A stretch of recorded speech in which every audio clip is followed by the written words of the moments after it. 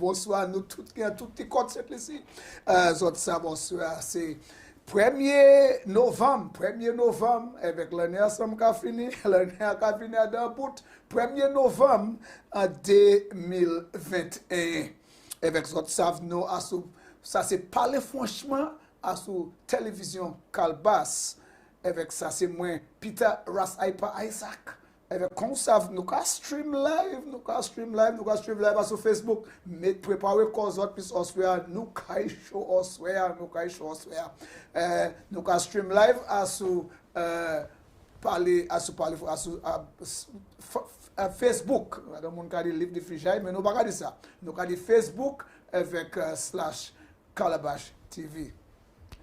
Nous aussi à sous nous avons GVD TV. Nous avons GVD TV là.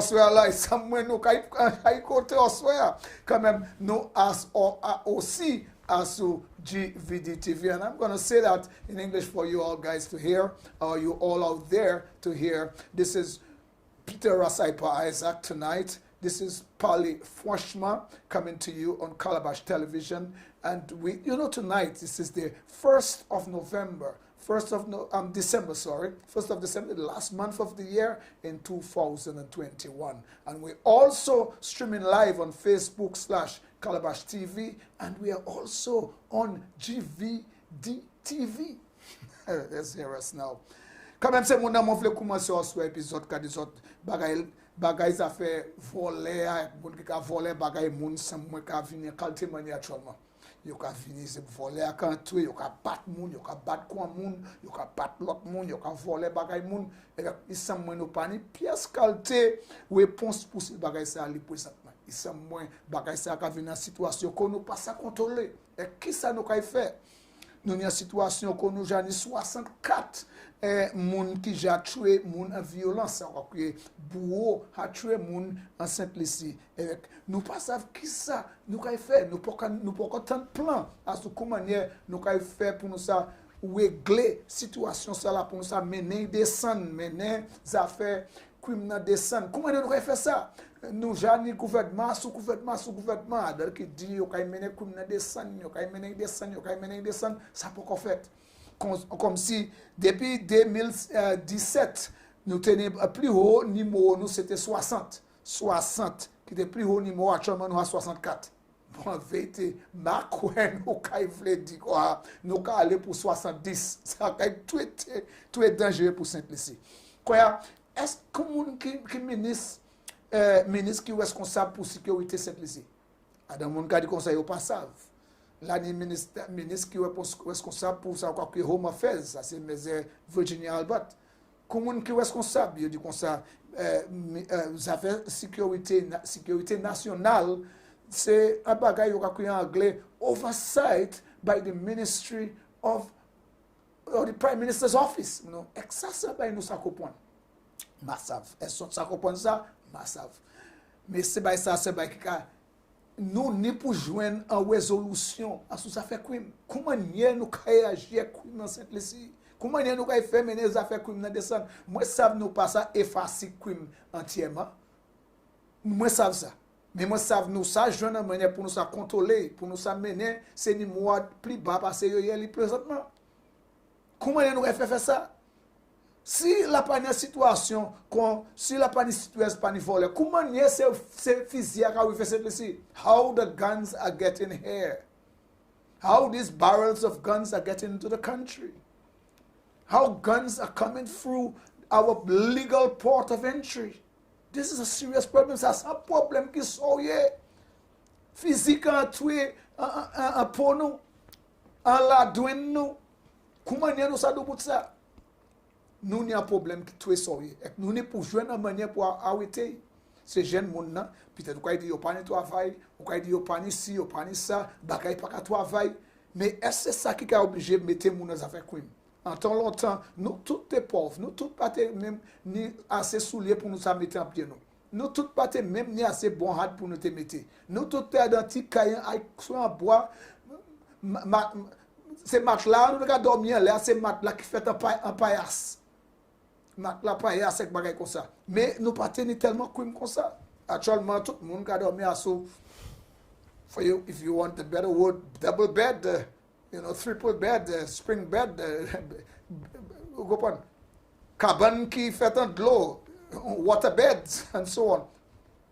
But crime have been increasing. Crime n'a qu'à monter. Pour que ça, massif. Nous allons répondre à ces questions. C'est que moi, je voulais sortir des situations ça en les temps qu'à venir. Millennium Highway, la pas ni lumière là. Ça pas ni lumière, place la pas lumière. There is no lights at the Millennium Highway, especially at the tunnels. Comment il y a la pas ni lumière là? Des petits bulbes, et ça c'est tellement l'argent pour vous pas mettre lumière là pour moun. Un chay accident qu'a fait là. Comment il y a ça pas ni lumière pour mon loto? Dès la journée, non, quoi conduire l'auto à souffrir ça là, et qu'on pas même où est-ce qu'on va aller. Est-ce ça bon en simplicité? Nous n'avons pas fait qu'à gaspiller, qu'à faire toute qualité de bagaille. Nous pas ça mettre des petites lumières en highway Millennium. On Millennium Highway, you cannot put 2 bulbs there, a few bulbs there to make sure the tunnels have kind of light there. It's illuminated somewhere during the day and during the night as well. This is a shame for a little country like that. We have a budget of how much $1 billion, billion point something, billion point this, billion point that. Yet still 2 little bulbs at the Millennium Highway cannot be put in place. What a shame. Anyhow, l'autre bail qui c'est un problème pour moi, c'est équipement à l'hôpital. Equipment for the hospital. Comment il y a une situation côté là dans l'hôpital qui est privé, il y a tous ces équipements où ça servir. Mais l'hôpital public là, quand c'est monde qui pauvre, monde qui pas éwé. Puis autres cas là ni monde qui mal éwé, monde qui éwé. Et que ou pas ni ces équipements yo pour servir. Là on vient là, yo pour dire docteur il dit quoi vous savez c'est équipement nous ici pas travailler bien on pour dehors côté ni l'hôpital privé mais c'est mon qui c'est laboratoire privé c'est yo qui travaille primaire. This is a shame for us in St. Lucia that we have a hospital and it doesn't have the equipment we need to facilitate the people who are of the lowest in terms of economical standard. Why do you have to come to the Victoria Hospital or the Owen King, the EU hospital, and there is not equipment there to do the various tests you have to do? You have to go to a laboratory somewhere where there is some kind of is a private place. That's not fair. The reason why we have a private, local government hospital, public hospital, is to facilitate poorer persons, poorer people in our society. When you don't have this equipment, you are saying that they must go to a private place to get this test done. This is not right. C'est pas ça, pas bon. Nous ne pouvons ranger ça vite. Ranger ça à côté moun qui pas paix. Moun qui c'est malheureux. Pour que là ni pas gay côté yo ça aller ko yo pas éwé. Yo c'est malheureux. Pour yo ça puisque là à côté c'est laboratoire qui privé. On peut payer plus l'argent. On peut payer plus l'argent. C'est pas ça pas belle. Avec nous, nous pour faire assurer, nous faire un changement à ce ça. Mais Virginia Albert, ou c'est bon petit Jean, moi, you are my good friend, Miss Virginia Albert. But the only thing I'll tell you is that I have a different opinion of your statement. Moi, j'ai différent opinion à ce statement. Là, on dit qu'on s'est fait esclavage, mon n'est pour qu'il n'y ait masse pour tirer à temps, puisque il n'est pour tourner esclave. Ma content pas au mot parole qu'on a. Esclave, c'est pas un mot parole pour qu'on servir. Peut-être ça dit, vous voulez moun kamé mas, c'est pareil comme ça, moi pas me ça. Vous voulez moun obligé, vous voulez ni moun pour obliger mettre mas, c'est pareil comme ça. Moi ça comprendre là, vous voulez dire c'est ça. Mais ouais, là mentionner mot parole esclavage là, ça a détruit moi. Ouais, même manière autres cas dit comme ça, les premiers ministres l'an passé te dit ça fait colonialisme ni en conscience. Et moi te senti comment affoncer pour ça.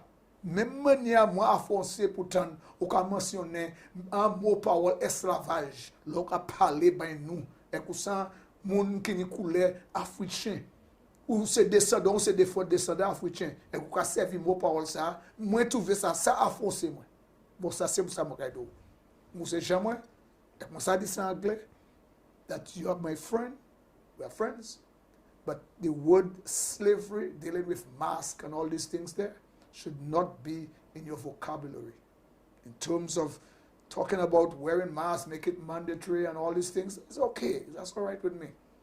I don't even mind you make these statements in that manner. But to say that people will become slaves, or if they don't want to take vaccines, they will become slaves in wearing a mask, I feel offended by that.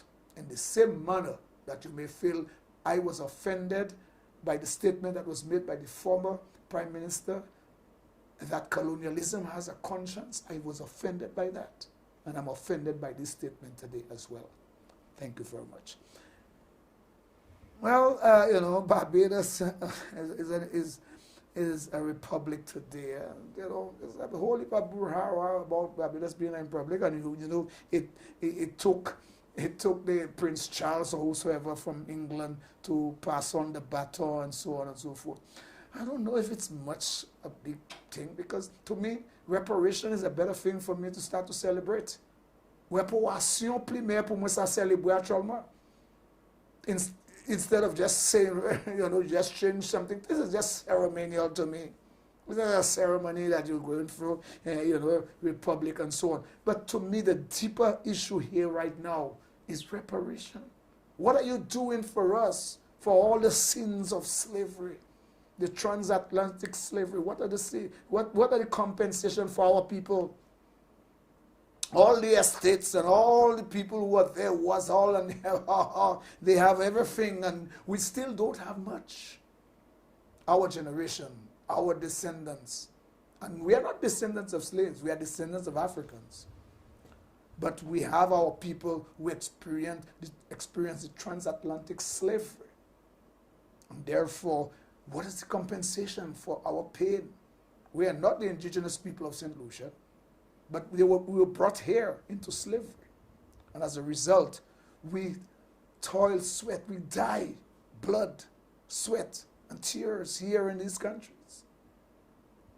You think just symbolically independence, symbolically republic, symbolically this, symbolic that is going to pay and compensate for all we make Europe inherit from our labor, and we should say, hey, people, we're Republican and we're a republic or whatever, and we have a person you could say is a president. Not satisfying anyhow. But Rodia Soya, c'est pas ça tout seul me voulait parler là.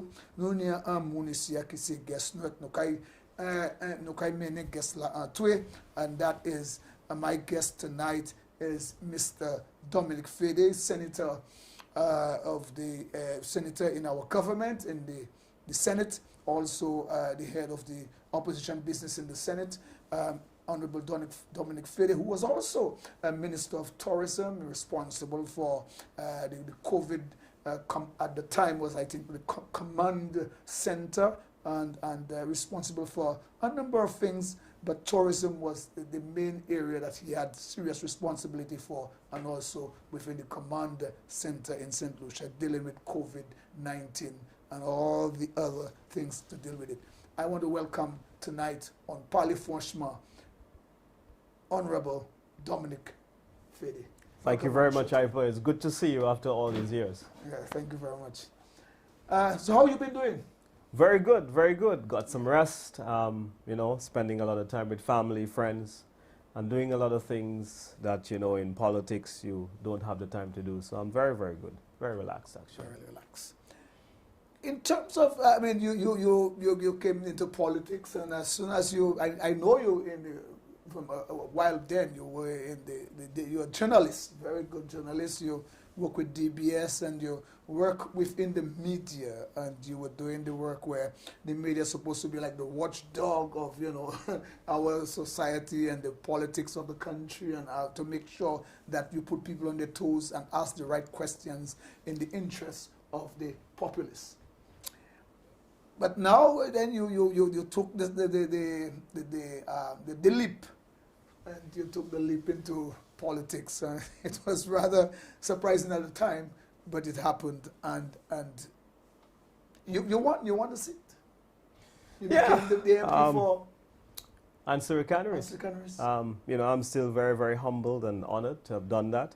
And it's been a great opportunity. It's been a glorious 5 years. I met so many friends, and a lot of the people there are still family, and it's a job that I enjoyed very, very much. And really the best thing I've done with my life is giving that kind of service. We've accomplished a lot of great things in the constituency. You know, when I go back and I see where we took the constituency and, you know, how far we have come, I'm very, very happy and very proud with what we've done. You are here, and you know, when you speak, sometimes people, you know, the accent and so on and so forth.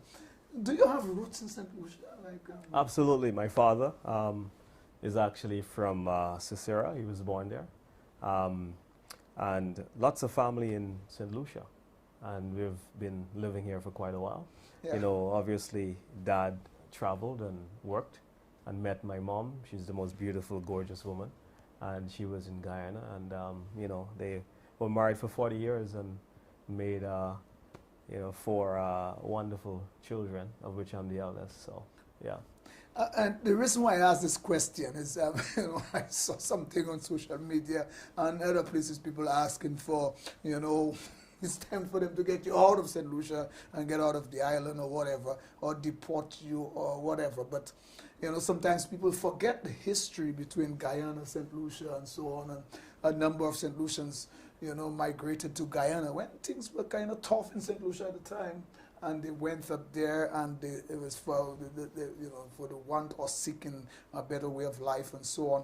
And the other thing is, they established almost like a St. Lucia community in Guyana and so on and so forth. So you are a product of that era as well, not true? Well, you know, I've never really given it any thought because I've never heard any serious comment about it. It's all been Facebook chatter. And I frankly dismiss Facebook chatter because, you know, on Facebook you have a lot of people who are afraid to declare what they want to say, so I never really bother with it, really.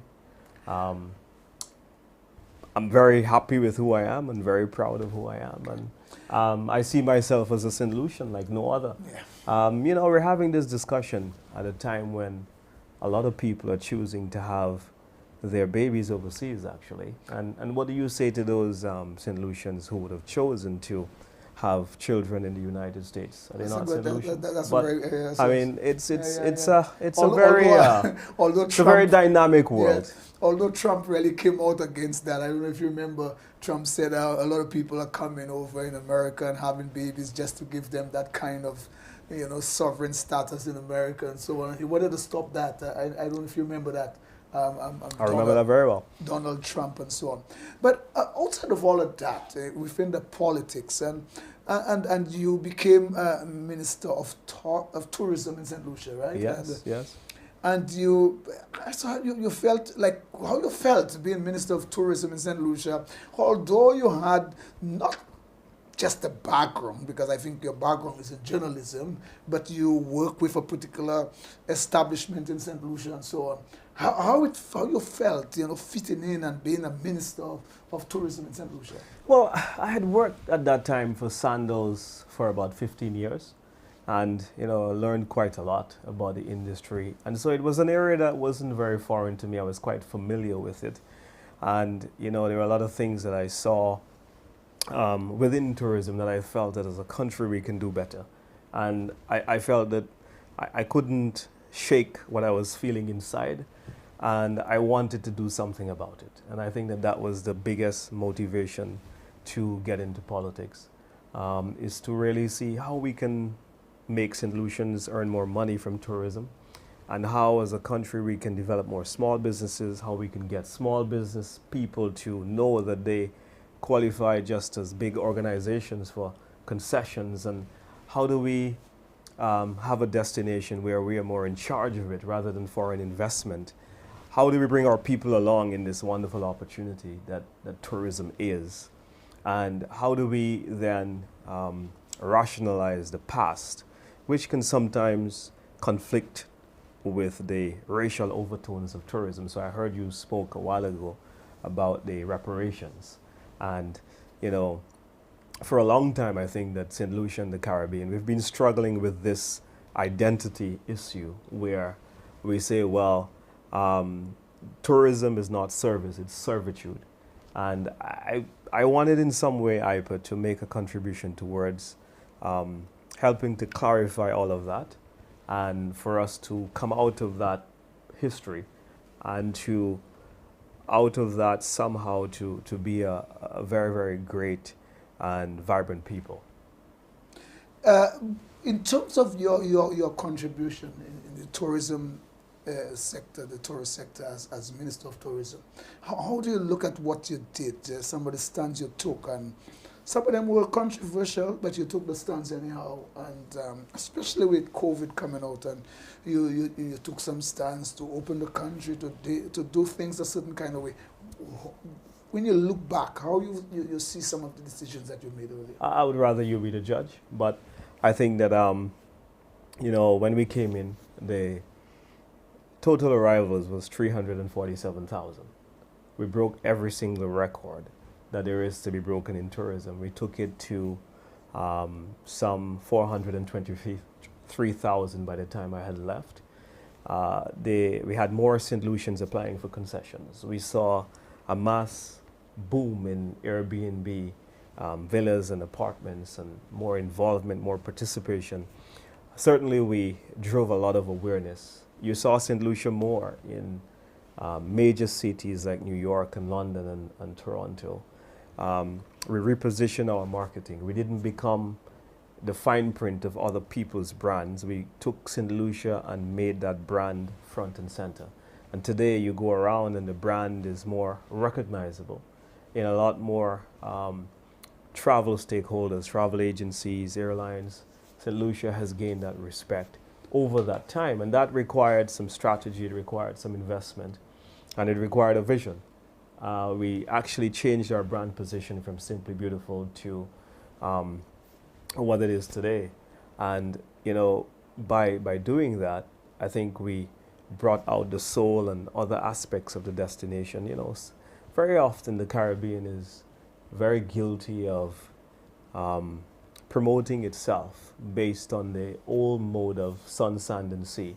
And we wanted a brand position to be able to say to the rest of the world that there's more to St. Lucia than just sun, sand, and sea. Okay, but you know, we had an era that really, you know, created a lot of headaches for St. Lucians generally, the Caribbean, and the world as a whole. And that was the era of COVID and this pandemic. And then in 2020, we really started to experience, especially coming down to February into March, the whole effects of COVID and so on. You had decisions to make, and then you had decisions such as, you know, people were saying that, you know, some of the coming down into it, you know, you took a stand and then you closed the country a time for 7 days and so on. But the reality I want to ask you about is when, you know, there were accusations, you were accused of opening the country at a time when they say that people were having problems abroad. There were a number of areas that we expecting tourists to come into St. Lucia from, and these areas like England and America and Canada, and the numbers in terms of the COVID infections in these countries were going up. And then they were saying, people were saying, well, there was a situation where it's coming from the back door, and some people were saying coming from the front door, and all these things. But then you took the decision, a firm decision, a kind of controversial decision to open up the country a bit and allow tourists to come in, and you were accused. How you look at the decision now and going forward in terms of the decision then and what's going on now in St. Lucia? Absolutely vindicated. Those were the right decisions. When you look at what the present regime is doing now, they're doing exactly what we have done. You see, what the World Health Organization has always prescribed is that to battle COVID, you have to balance the whole question of lives and livelihoods. So when the cruise ship stopped coming, you felt it, because that is how you make your living. And hundreds of other people that you represent in your capacity as the president of the Vendors Association. And I empathize that when the cruise industry fell, it meant that several of you were out of work. The bills kept coming in, the loans kept coming in. And so what do? We're a small country. We do not have the ability to be able to give and pay everybody's bill. But at least what we did was we had income support. And then we were told by the present regime that that income support was insufficient. And when they get in, they would give 1,500. Have you gotten 1,500 since they came in? And so this is the whole idea, IPA. People, to score political points, will spur propaganda. And that is what has happened. We see that the opposition has been totally flip-flopping. They said that they would remove the excise tax for fishermen. They have not done it. They said that they would, everyone making $4,000. Before you go into all of that, I know you would probably go into Sure. all of that, and I would like to, because I know you would have an opportunity to go there. But I would like to ask you a few questions first about, before you go into that particular area, and that's, we had an election.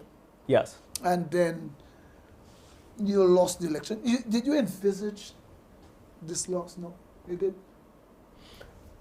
No, obviously you don't go into a battle to lose, but even in defeat there are lessons. And I think that a lot of us would have learned a lot from the UWP side, and being able to sit back, relax, stay on the sidelines, watch the country, talk to people some more, not having the burden of the busyness of government and travel and meetings, and you get a bit more grounded, and you're more in touch with what people are saying in the supermarkets. I go to the supermarket that much more often than I had the time to do when I was in. So, of course. And then you stop and you speak to people, and you are able now to understand a lot more what's happening. But based on the feedback that I have received, I think that the people of St. Lucia were told a lot of lies by the opposition. And you're seeing it now. I mean, like, take for example the present Minister of Tourism, who was among the individuals who led the call that we should close the borders. He said that the tourists were bringing the virus to St. Lucia. Within 2 days of being sworn in as the minister, he then said, no, it's not the tourists. It is young people who are going to fetes that are bringing the virus to the country. That. Yes, I heard that too. And then he went on to say that we cannot close the borders. Now, at that time, we had the deadly Delta variant, which the world had not seen in COVID, and which really had caused significant wrath and impact in terms of what was happening across the world. We saw the infection rate going up. We saw more people dying from the Delta variant. If there was ever a time to close it, it was then. Not when we had a proper structured plan, not when there was no evidence of tourists bringing the virus in. But what we considered, IPA, was that we had 8,000 people who were working within the sector at that time.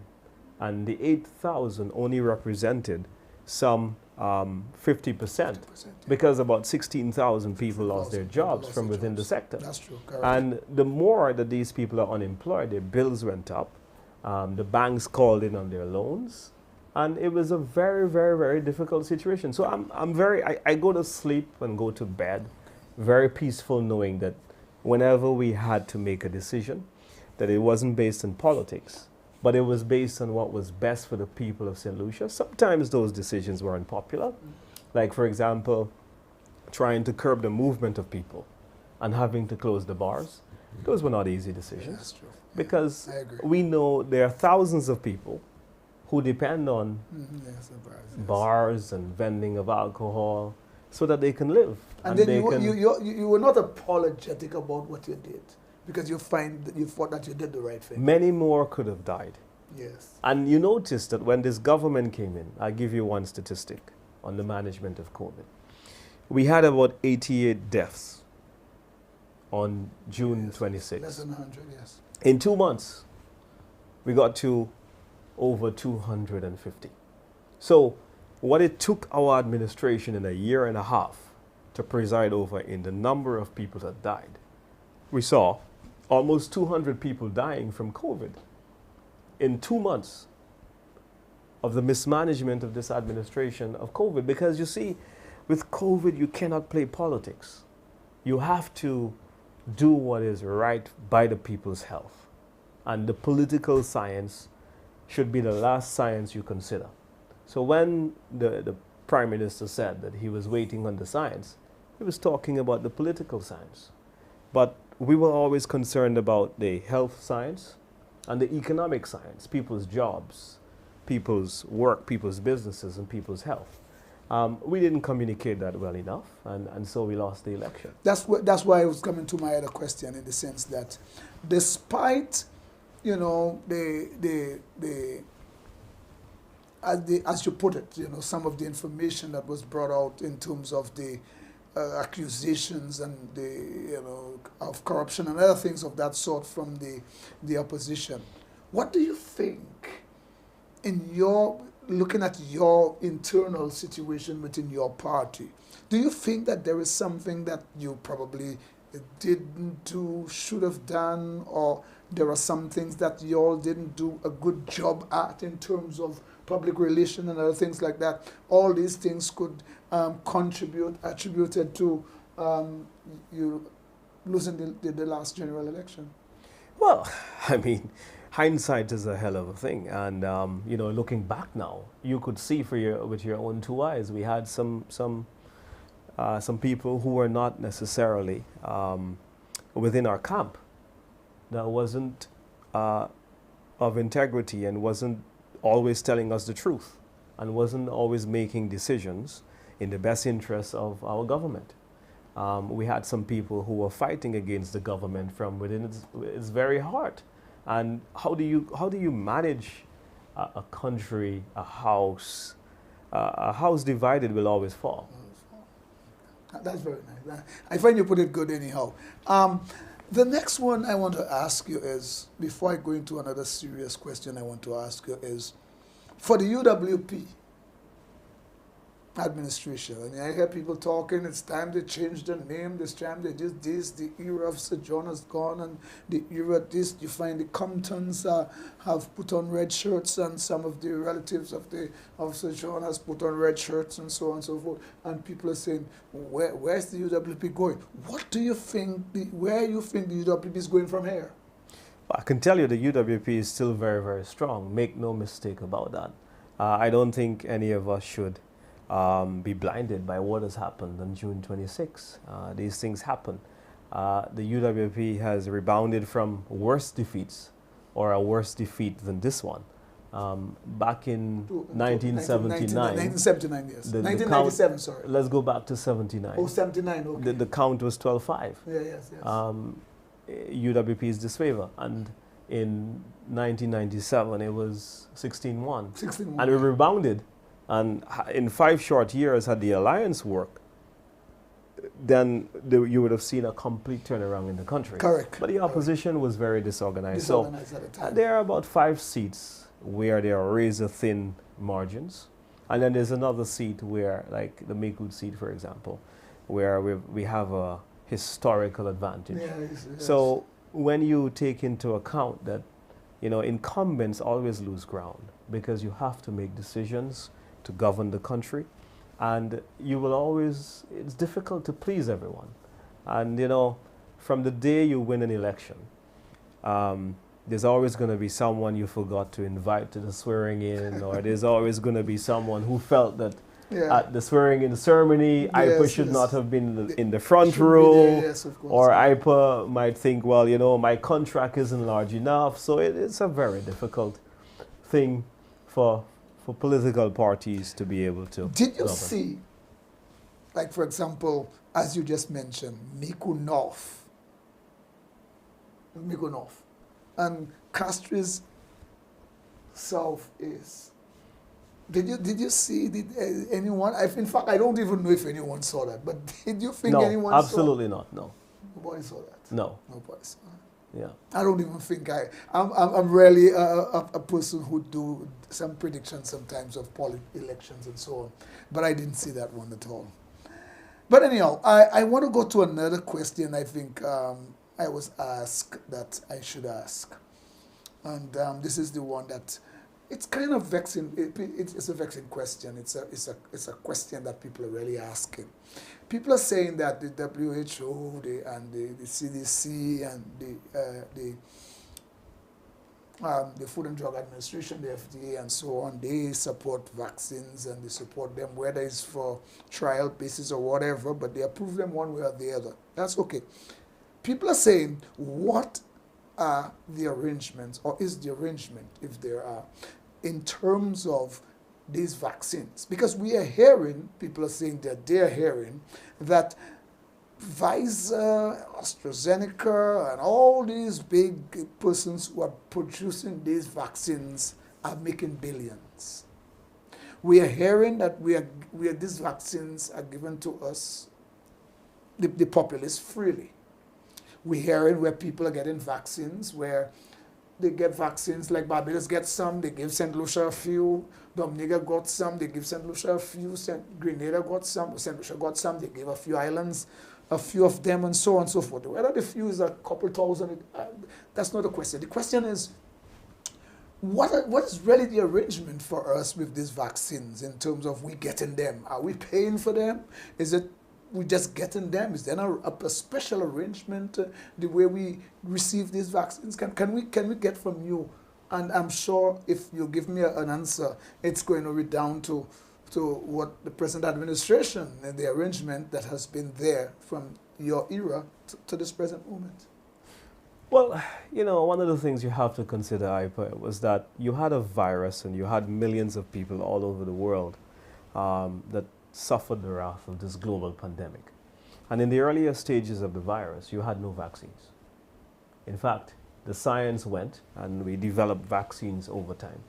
So in the beginning of the vaccine revolution, what you saw was there were countries who can afford to either develop their own vaccines, where they would prioritize their national vaccination programs in the initial phases. So if you look at what happened in Europe, so AstraZeneca was a partnership between the company, the pharmaceutical company, and Oxford University.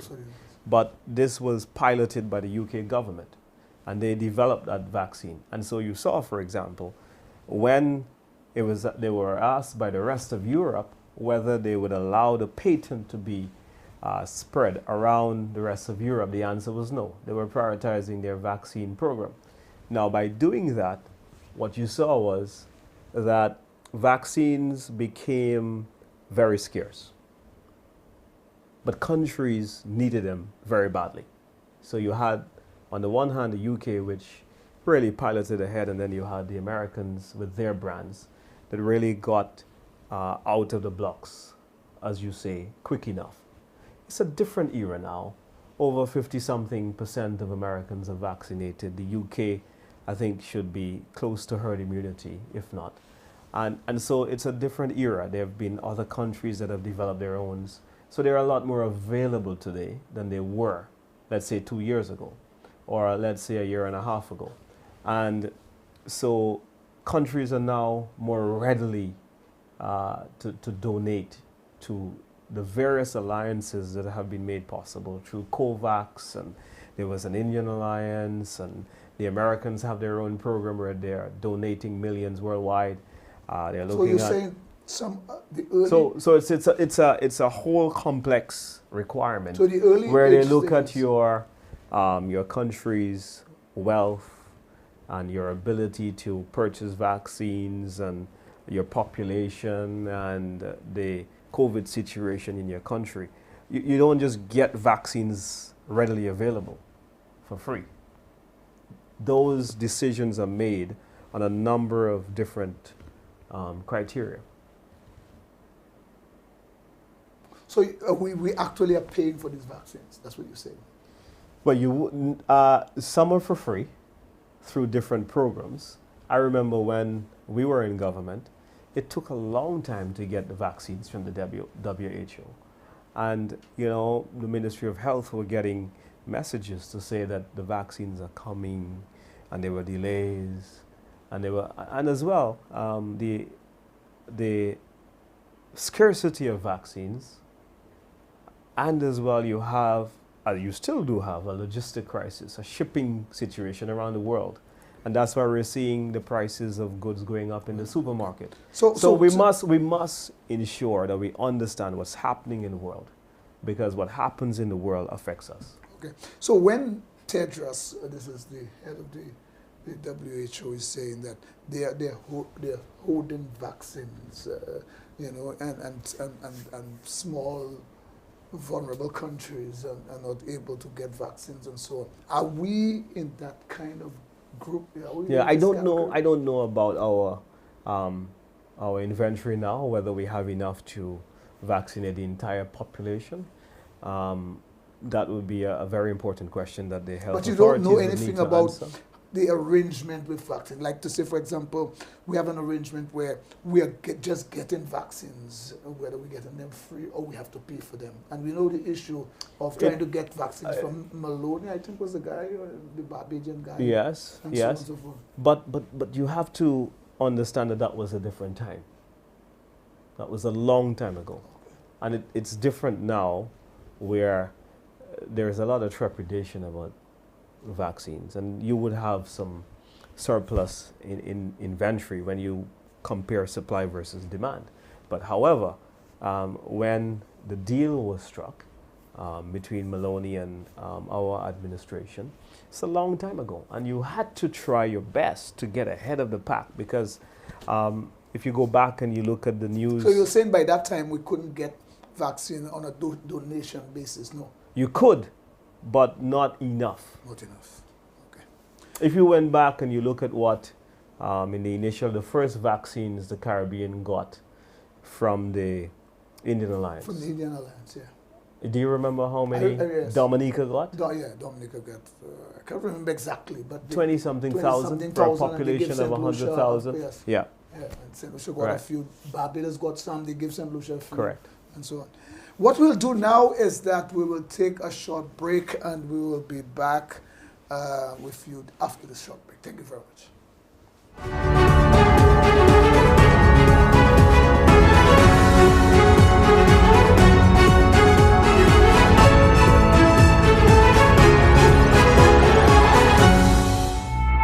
There it is. That's it right there. The opportunity that will give you that competitive edge. The accredited and internationally recognized Edinburgh Napier University will get you that promotion you've worked so hard for. Top up your associate degree and earn a BA in 1 year, or earn an MBA with 12 specialisms on offer. Get details at seidegrees.com. Edinburgh Napier University is the #1 modern university in Scotland, with 5-star ratings for student satisfaction and employability. Plus, we're 100% online. There are 3 intakes per year in January, May, and September.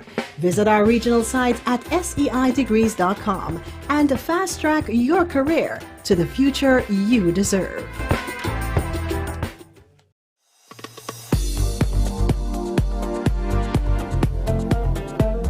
Meet Jerry. He loves to find new ways to make his life easy. That's why Jerry signed up to pay his electricity bill online with Luselect My Account. Just go to myaccount.luselect.com.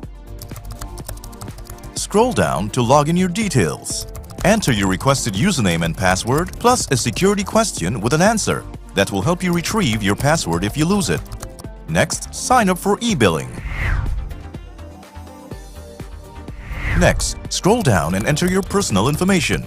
Enter your first, last name, email address, and contact number. Then, enter your account and meter numbers. These can be found in the top left-hand corner of your printed bill. To finish, you must click Accept to our terms of use. Then hit Register Now. Go to your inbox for an email stating that your online access has been received. If you don't see an email in your inbox, check your junk or spam folders. Click on the Confirm My Email Address link to be granted access. If after confirming your address you still can't get access, don't panic. Simply follow any of these steps and you'll get all the help you need. My Account. Go the easy way and register today. Our anthem says, "Love the land that gave us birth, the land that produces world-class cocoa beans that make the most sought-after chocolates produced by local entrepreneurs. Most are women. They also produce the most delicious plantain chips, sweet potato chips, banana chips, and so much more. So when you are shopping for a snack or chocolate for that special occasion, be it Easter, a birthday, or just because you love chocolates, ask for locally made chocolates and chips.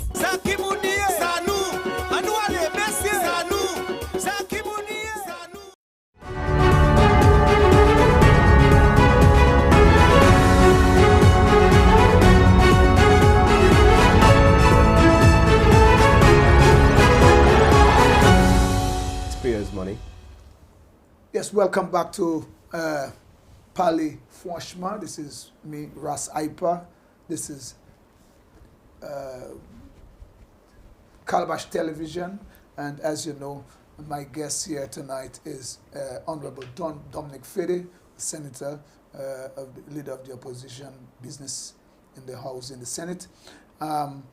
Mr. Fede, have you ever thought of, that while you were a minister in government, do you ever feel that you knew the contribution, especially Minister of Tourism, you knew what the contribution of tourism was to our GDP or our economy, basically? Have you ever thought that it was important, or how you thought of tourism in the scheme of things in terms of St. Lucia economy and development as a whole? Well, certainly I think it's the #1 employer. It's the #1 contributor to the GDP, the #1 earner of foreign exchange. Really, it's the bedrock of our economy. And it plays such an integral role in our society. You knew that all the time, management and development of our country. I was quite surprised that the Prime Minister, having been a Minister of Tourism, suggested that he only found out the importance of tourism during the COVID pandemic. That was a very, very telling statement. And really, I mean, if you have a leader that don't understand the bedrock of your economy, then I think that you are moving in a country that's rudderless with a leader that doesn't understand what he's doing. And this is very sad. It's a painful statement. And I wish that he did not say that.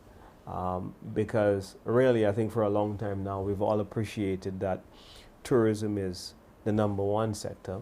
It is the biggest generator of jobs. There's some 16,000 people that work in that industry. And, they're the people that carry this economy and carry the industry. The next question I have for you now this time is, it's, I don't know, but it's been very funny because Sky FM has been on, there was Sky TV at one time when your party was in office. And then now, I don't think you have Sky TV now, but you have Sky FM as the radio station. And there is some very amusing part of it that people really enjoy, the amusement of some of the Creole folks you have there. And you have some very serious part of it, which is very political and otherwise. But there have been some move afoot, and it seems to me, and I was hearing that there are a number of stations in St. Lucia that actually owes the government money, was not really paid the licenses, fees for some time now, and but the government is making some move as to they have been making statements and so on, and people responsible have been saying certain things about Sky FM, and they're saying that you are probably operating illegally, and you was under a license operation dealing with Kyrie FM, and Kyrie FM was a part of some Harmony station, and a part of another part of some signal on air, whatever, frequency, and so on. What do you have to say about all of that, this whole situation with Sky FM? The minister, Mr. Stevenson, Honorable Stevenson King, just came out and said he doesn't listen to Sky FM, but he said that you have been operating legally, and then he had some letters from the, what do you call it, NTR, I think it's Ectel. Ectel, right, and so on. Ectel had something to do with that as well. But basically, you, although I don't think you were the minister responsible at the time, but you, as part of the UWP at the time, how this whole thing come about? Where are you all here now with Sky FM in terms of the government, the legality and operation, the whole question of the frequency and all of that? I would have been more impressed if the minister had come and addressed the nation on the entire media land space of St. Lucia, because it is critical, because you know the media for me is the foundation of any democracy. And if that foundation is weak, then that democracy is weak. Now, this is clearly personal, because we're not just talking about all of the stations in St. Lucia. We're not talking about the media landscape in general, and we have a lot of issues as it relates to the media, and I think there are a lot of urgent matters pertaining to the media that needs to be addressed. And I wish that the minister would have addressed those rather than having a personal go at Sky and the UWP. It's absolutely disgraceful, having been a long-term member of the UWP himself. And this is real sour grapes, and this is very bitter. And I think we need to desist from that and grow up and have a mature conversation about what we need to do. If you're going to point out or highlight Sky, you know, my information is that there are several radio stations that are not up to date with their license. You're absolutely correct. And, you know, in fact, one media house owes the government, while I was a minister not so long ago, $450,000. Another media house owes $100,000. Why isn't it the minister talking about those? Are they supporters of the present regime that perhaps he doesn't want to talk about those? So I think that this is all very sad. One almost gets the impression that the government is more interested in political retribution, trying to score personal political points with certain members of the opposition UWP, rather than coming in, focusing on the very important business of, you know, creating jobs and improving education and healthcare, and making sure that, you know, the crime situation in the country is arrested. I mean, when we look at what's taking place, that's a very urgent matter that should concern every single member of the cabinet.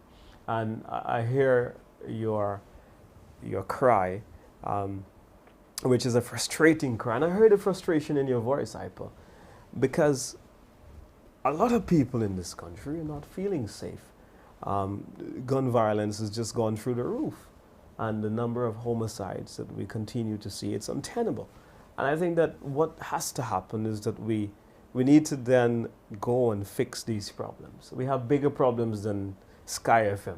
You know, if there's a problem with the license of Sky, then I think the grown-up thing to do would to say, well, come on, let's sit down, let's bring whatever paperwork you believe that needs to be up to date. Let's clarify the issues. But to close a radio station, I think it goes against the face of what a democratic society is all about. When we look at, you know, our history of, as far as closing private radio stations, that hasn't happened since the 1980s. We were discussing that off the show. Radio Kilibri and so on. Yeah. Radio Kilibri. And that's a long time ago. That's many, many decades. So I think that let good sense prevail. Obviously, Sky is providing a service to many people who love to listen to it. And I think that it's the wrong way to go. And it clearly is personal.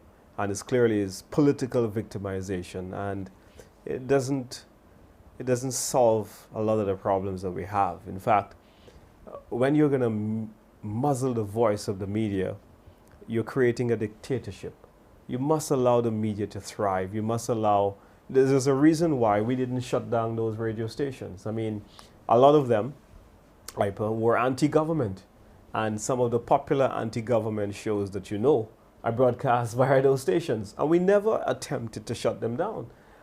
We always felt that the media play a significant role in bringing information to the people and allowing people to form their judgments. The media is that marketplace where ideas contend. And I think this is very shameful. Okay, what we'll do now is that we will put the numbers there on the screen that our callers, our contributors, viewers can make a contribution towards the discussion that we have been having here tonight with Honorable Don McFadden, Senator, Opposition Senator in the Senate of St. Lucia, the Upper House. And the number is 451-9349, 453-1730. Take part in the discussion, and you can make it anyhow you wish, whether you want to do it in English or in Creole. And I'm sure Mr.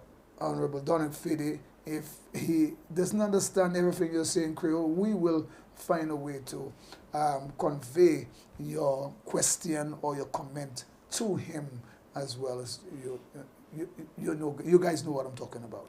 So as you know, we have the lines are open, and we're expecting your calls here now to say whatever you wish to say, make your comment, ask questions, and let's go for the discussion basically.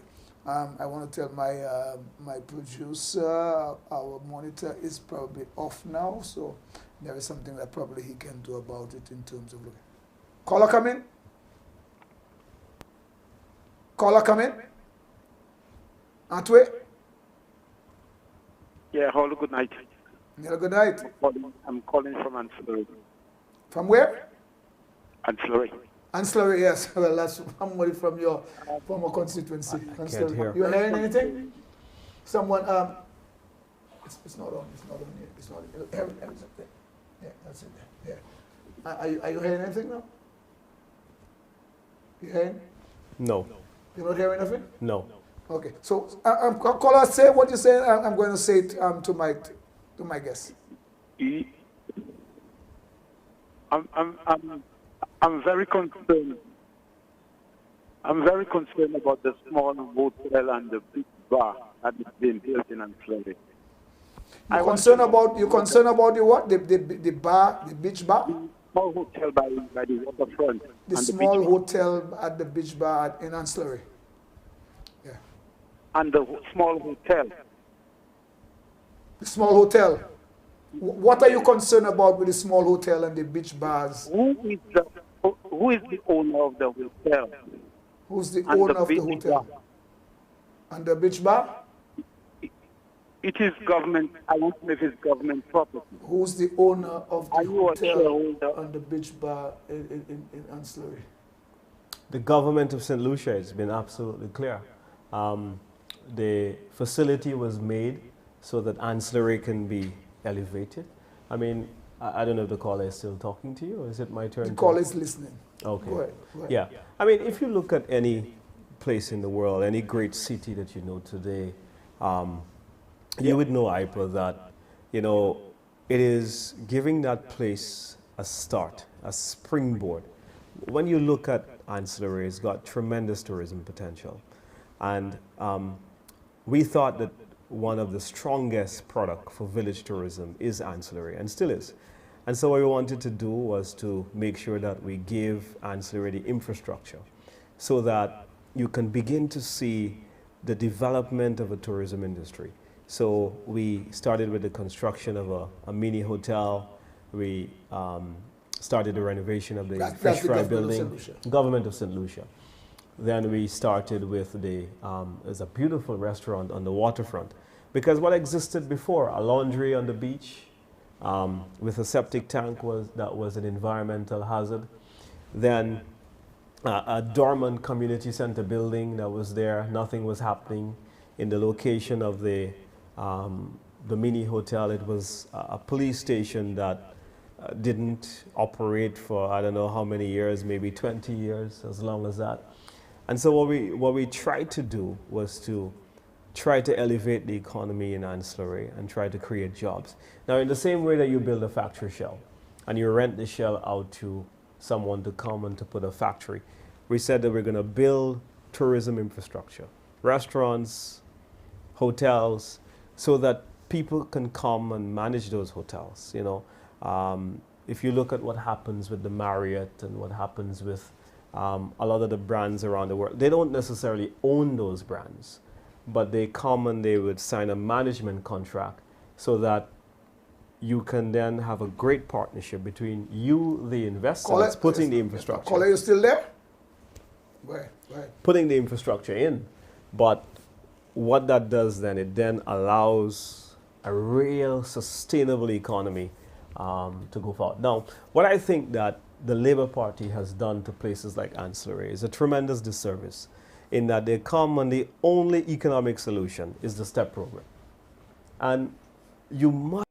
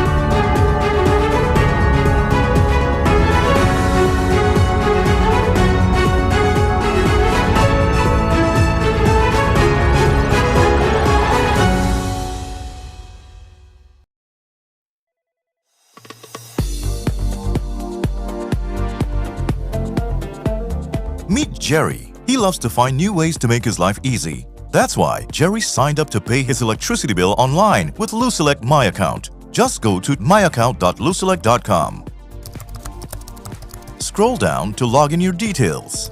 Enter your requested username and password plus a security question with an answer that will help you retrieve your password if you lose it. Next, sign up for e-billing. Next, scroll down and enter your personal information. Enter your first, last name, email address, and contact number. Then, enter your account and meter numbers. These can be found in the top left-hand corner of your printed bill. To finish, you must click Accept to our terms of use. Then hit Register Now. Go to your inbox for an email stating that your online access has been received. If you don't see an email in your inbox, check your junk or spam folders. Click on the Confirm My Email Address link to be granted access. If after confirming your address you still can't get access, don't panic. Simply follow any of these steps and you'll get all the help you need.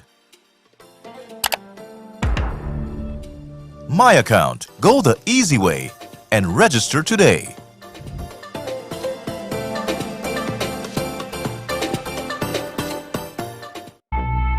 There it is. That's it right there. The opportunity that will give you that competitive edge. The accredited and internationally recognized Edinburgh Napier University will get you that promotion you've worked so hard for. Top up your associate degree and earn a BA in 1 year, or earn an MBA with 12 specialisms on offer. Get details at seidegrees.com.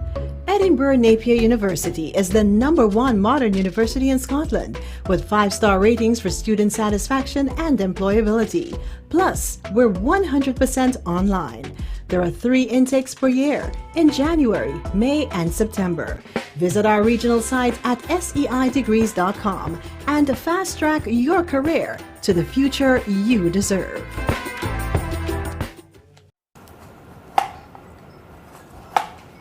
No cataleya, don't put it in the bin. We're going to make compost. Not everything is meant to be thrown away. Even the scraps from today's lunch or dinner can be used to improve soil fertility in our home or backyard garden to make compost. Fill up to 3/4 a perforated container big enough to collect a week to a month's mixture of kitchen scraps, along with some dried leaves, grass, and dirt. Not everything should be composted. Turn the material thoroughly 3 days weekly for the first 4 weeks, and thereafter every 2 weeks, until there is no sign of vegetation, but instead an odorless, dark brown soil-like material. The compost can be used in garden beds, flower pots, planters, etc. For further information, contact the St. Lucia Solid Waste Management Authority. Our anthem says, "Love the land that gave us birth, the land that produces world-class cocoa beans that make the most sought-after chocolates produced by local entrepreneurs. Most are women. They also produce the most delicious plantain chips, sweet potato chips, banana chips, and so much more.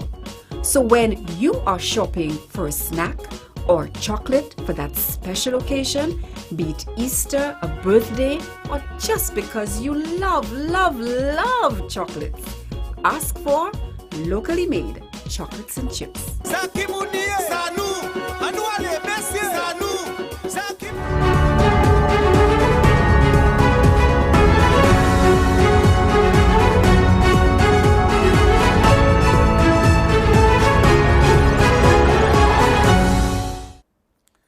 Yeah, welcome back to fwanchman. This is me, Ras Ipa, and my guest here, Honorable Dominic Fede, and we are streaming live. Remember, we are streaming live on Facebook, so don't forget. And we're also streaming live on GVD TV, so you could all look at us right there. Honorable Dominic Fede, you're supposed to respond to a question. We understand that some of our viewers were not hearing you, so we would like you to say a little bit on that as well. So the question about the concern whether of the the hotel really Ancillary, belongs, right? some hotels and some restaurants and whatever was on the beach in Ancillary, does it really belong to government, or is it a private enterprise?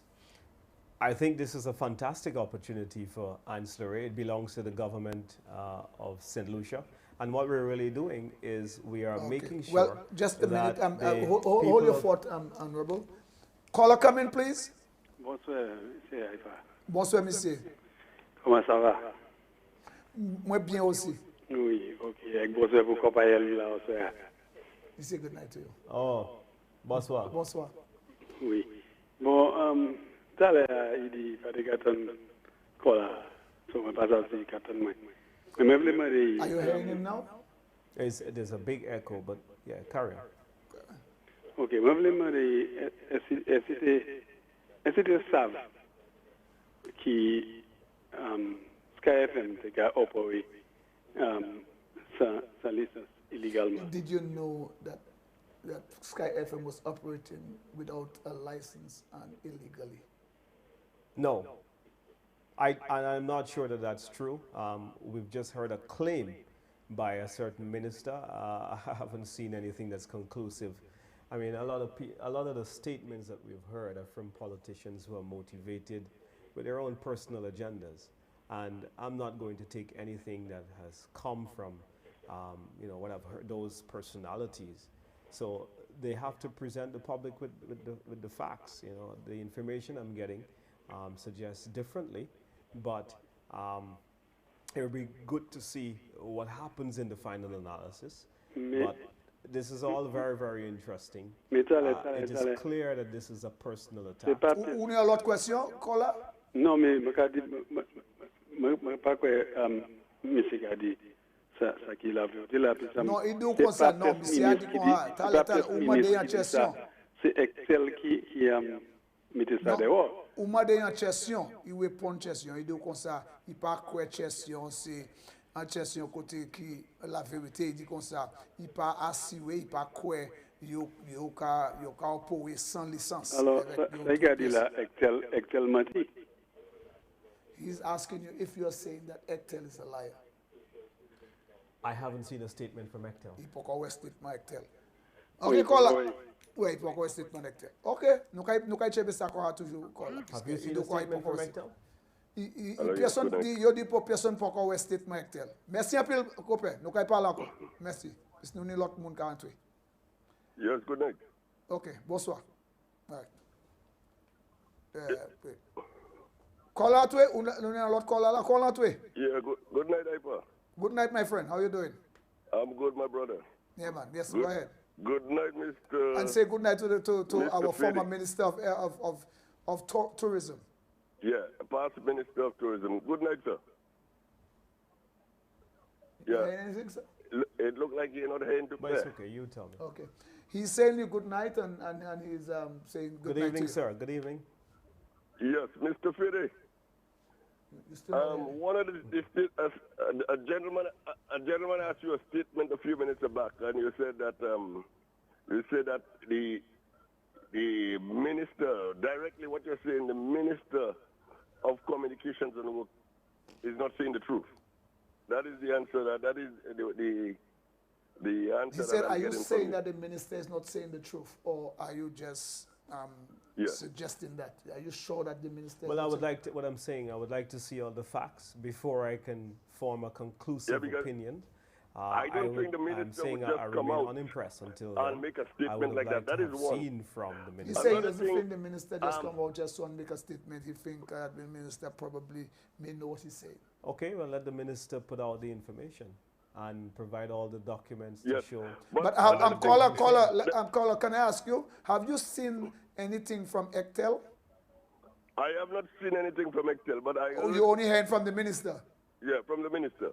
Okay. So you are So saying then- that so you're sure the minister is based on correct, the or you're not minister- sure? Based on what the minister is saying, I give the minister the total uphand of. So you being give him the honest to benefit of the nation, doubt? You know? So right now is the minister words against the Sky FM crew. I agree with you, because if he's making statements, obviously he's a minister, he's supposed to be in a position to know. But then again, what he's saying, if you mention a particular enterprise or agency or organization or corporation or Ectel. whatever, Ectel, Yes. to matter of fact, and there is no evidence in public to say that this is what Ectel said, this is Ectel's statement out there in hard copy or soft copy or whatever, it still begs the question that you need to take both sides with a grain of salt. Yes, well, you're quite right, Iba. But the minister the minister gave them a certain date to close down the radio station.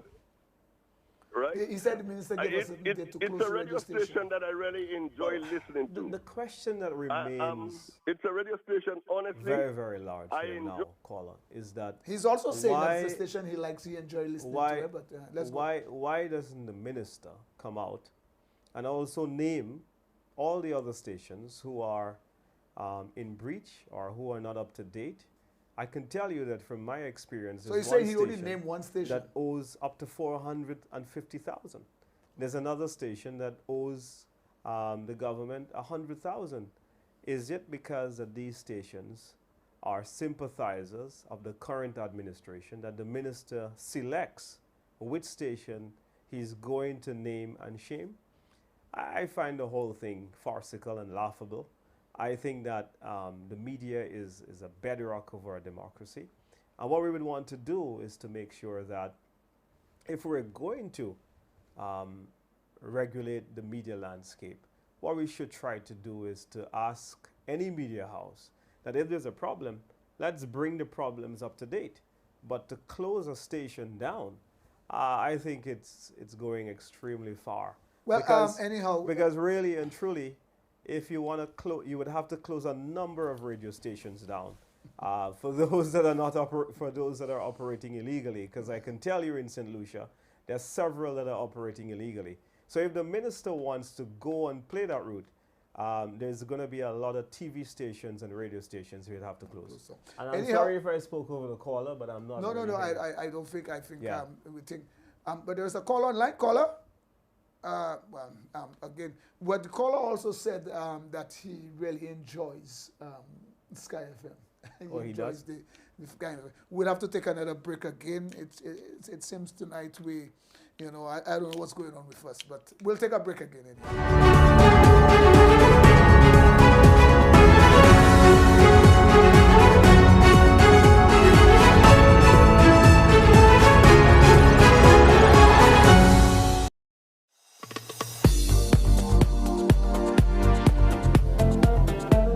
Meet Jerry. He loves to find new ways to make his life easy. That's why Jerry signed up to pay his electricity bill online with Luselect My Account. Just go to myaccount.luselect.com.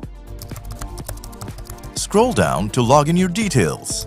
Enter your requested username and password, plus a security question with an answer that will help you retrieve your password if you lose it. Next, sign up for e-billing. Next, scroll down and enter your personal information. Enter your first, last name, email address, and contact number. Then, enter your account and meter numbers. These can be found in the top left-hand corner of your printed bill. To finish, you must click Accept to our terms of use. Then hit Register Now. Go to your inbox for an email stating that your online access has been received. If you don't see an email in your inbox, check your junk or spam folders. Click on the Confirm My Email Address link to be granted access. If after confirming your address you still can't get access, don't panic. Simply follow any of these steps and you'll get all the help you need. My Account. Go the easy way and register today.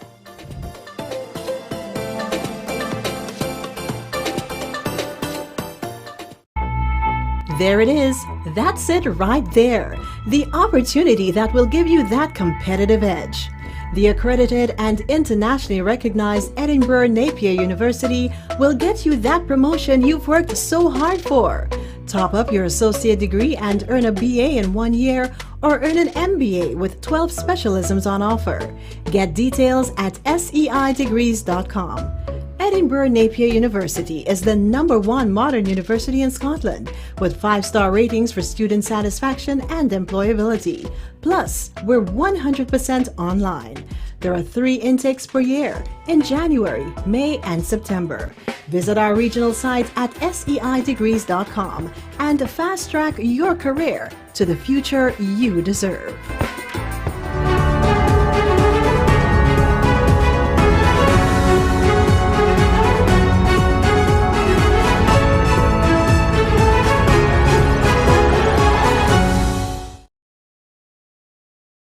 Back again tonight, bienvenue encore, soir, sous parler fwanchman, ça c'est moi, soir, moi, Rasaipa, avec qu'on savent, guest moi, soir, c'est Monsieur Dominic Fede, as my guest tonight, Dominic Fede, Honorable Dominic Fede, continue with the word, the name Honorable, because now he was Minister of Tourism, and now he's also a member of the Senate and member of the Opposition Business in the Senate, Senator the Honorable Dominic Fede. So, continue with the calls 451-9349, 453-1730, and let's continue our discussion.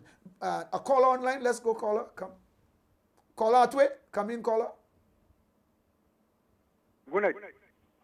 Good night. Good night. Good night, Hyper. Good night, Papo. Good night, Hyper.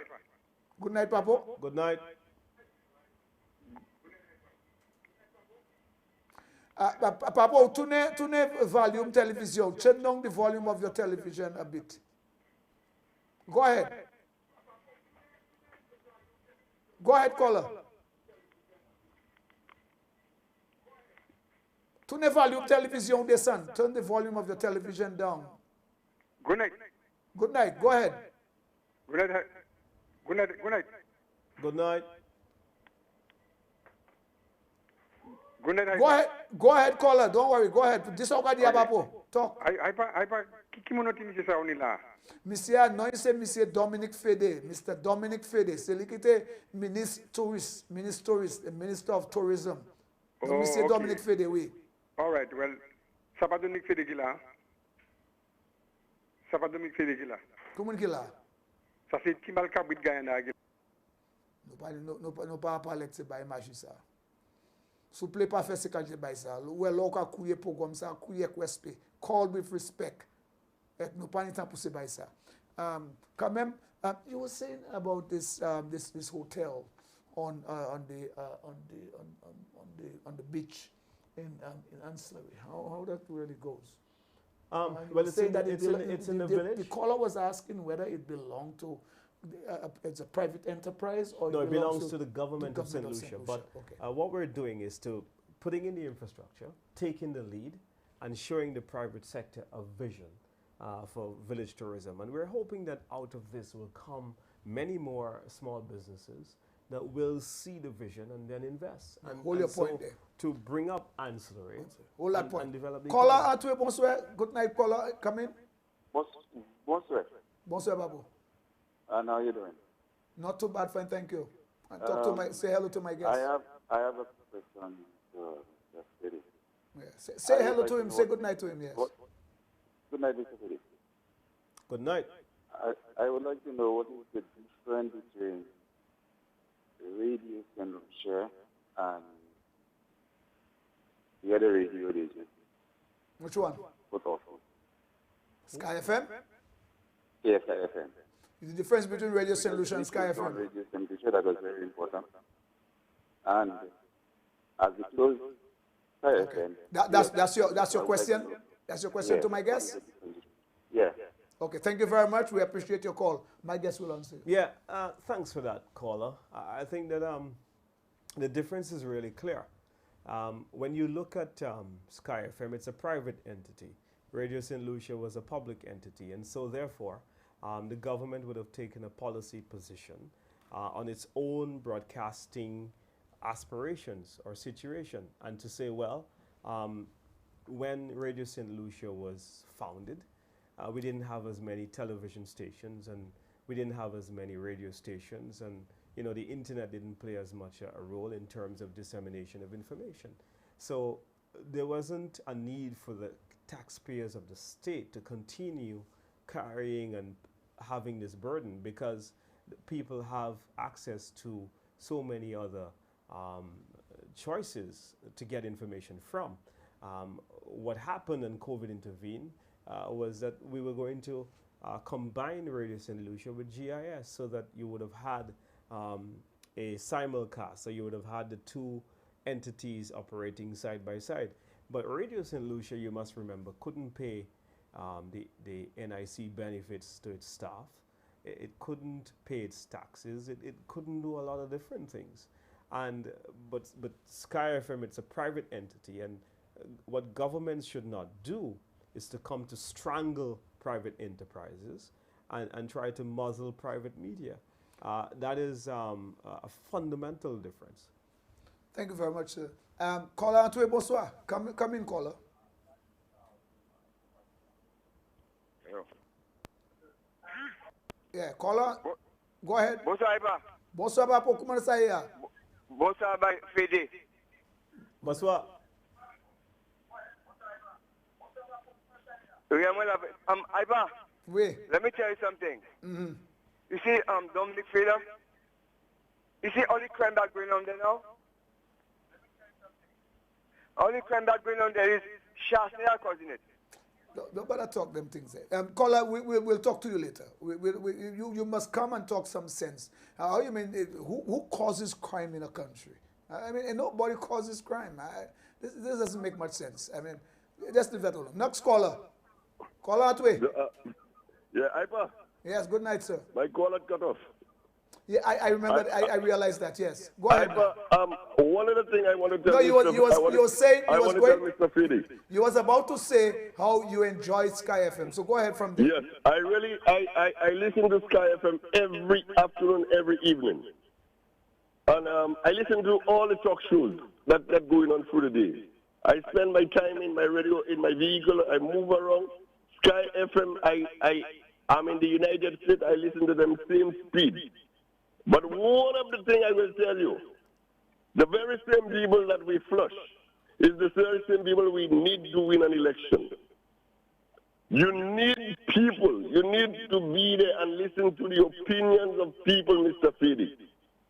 The Sky FM people disrespecting the St. Lucian's opinion.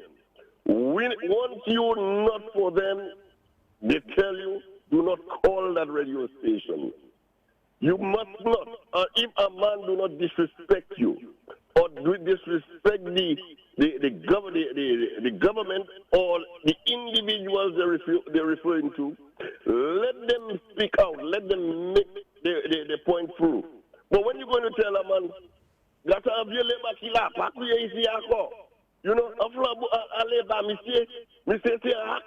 you know, and then they cut these people off. Flush him. You know, flush him. These are the kind of things people took offense to that. You disrespect people's opinion.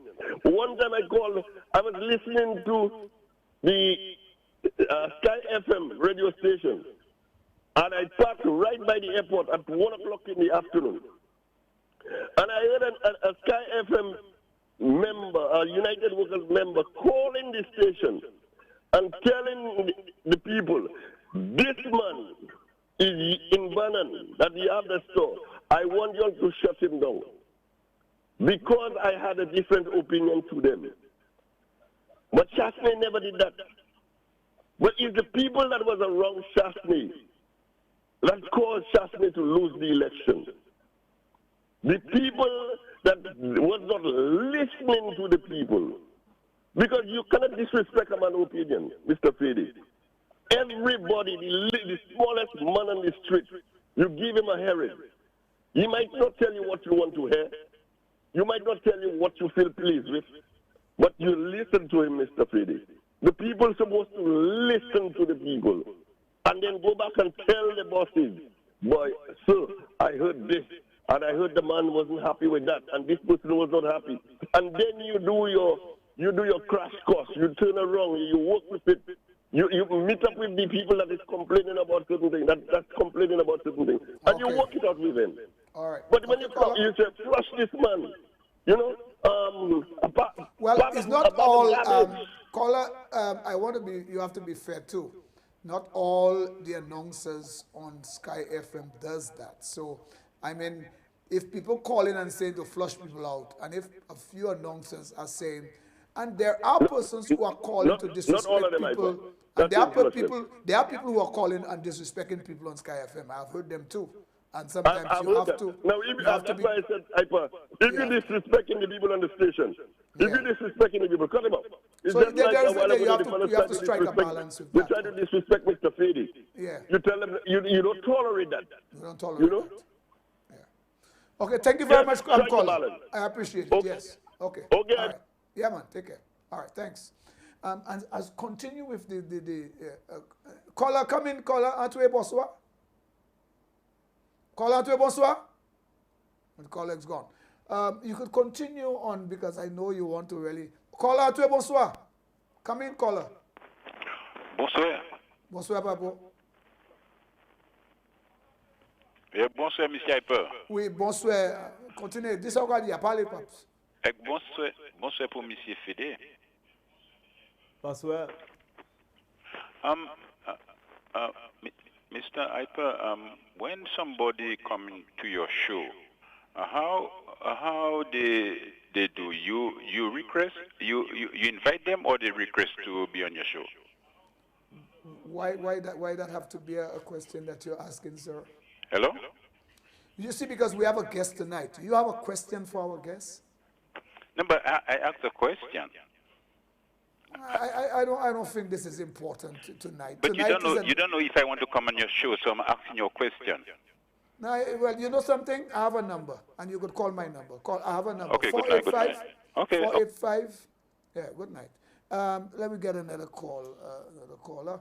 If we don't have a caller But yet. I think the previous caller was making some very valid points, and what he was saying was, you know, I think we need to be tolerant of each other's ideas. Of course, yes. And, you know, I think democracies are strong when you allow various ideas to contend, and when people I agree. can, a contest of ideas is always that much more helpful. Thank you very much for that. But caller, come in, please. Caller, Atwe. Yes. Good night. Atwe, Ipa. Yeah, good night. Atwe, Papa, Atwe. So we're going to flush it. So when you call the fellas and they don't like to answer you, they flush you. So what do you mean flush it? How many people left right now? A lot of people flushing down now. Yeah, what do you mean flush it? Because they have a show. They call it flush it. What do you mean flush it? That means if they don't like you, they flush you. I don't like, you know, you see them fellas, because that's a new order. That sickness that's happening there.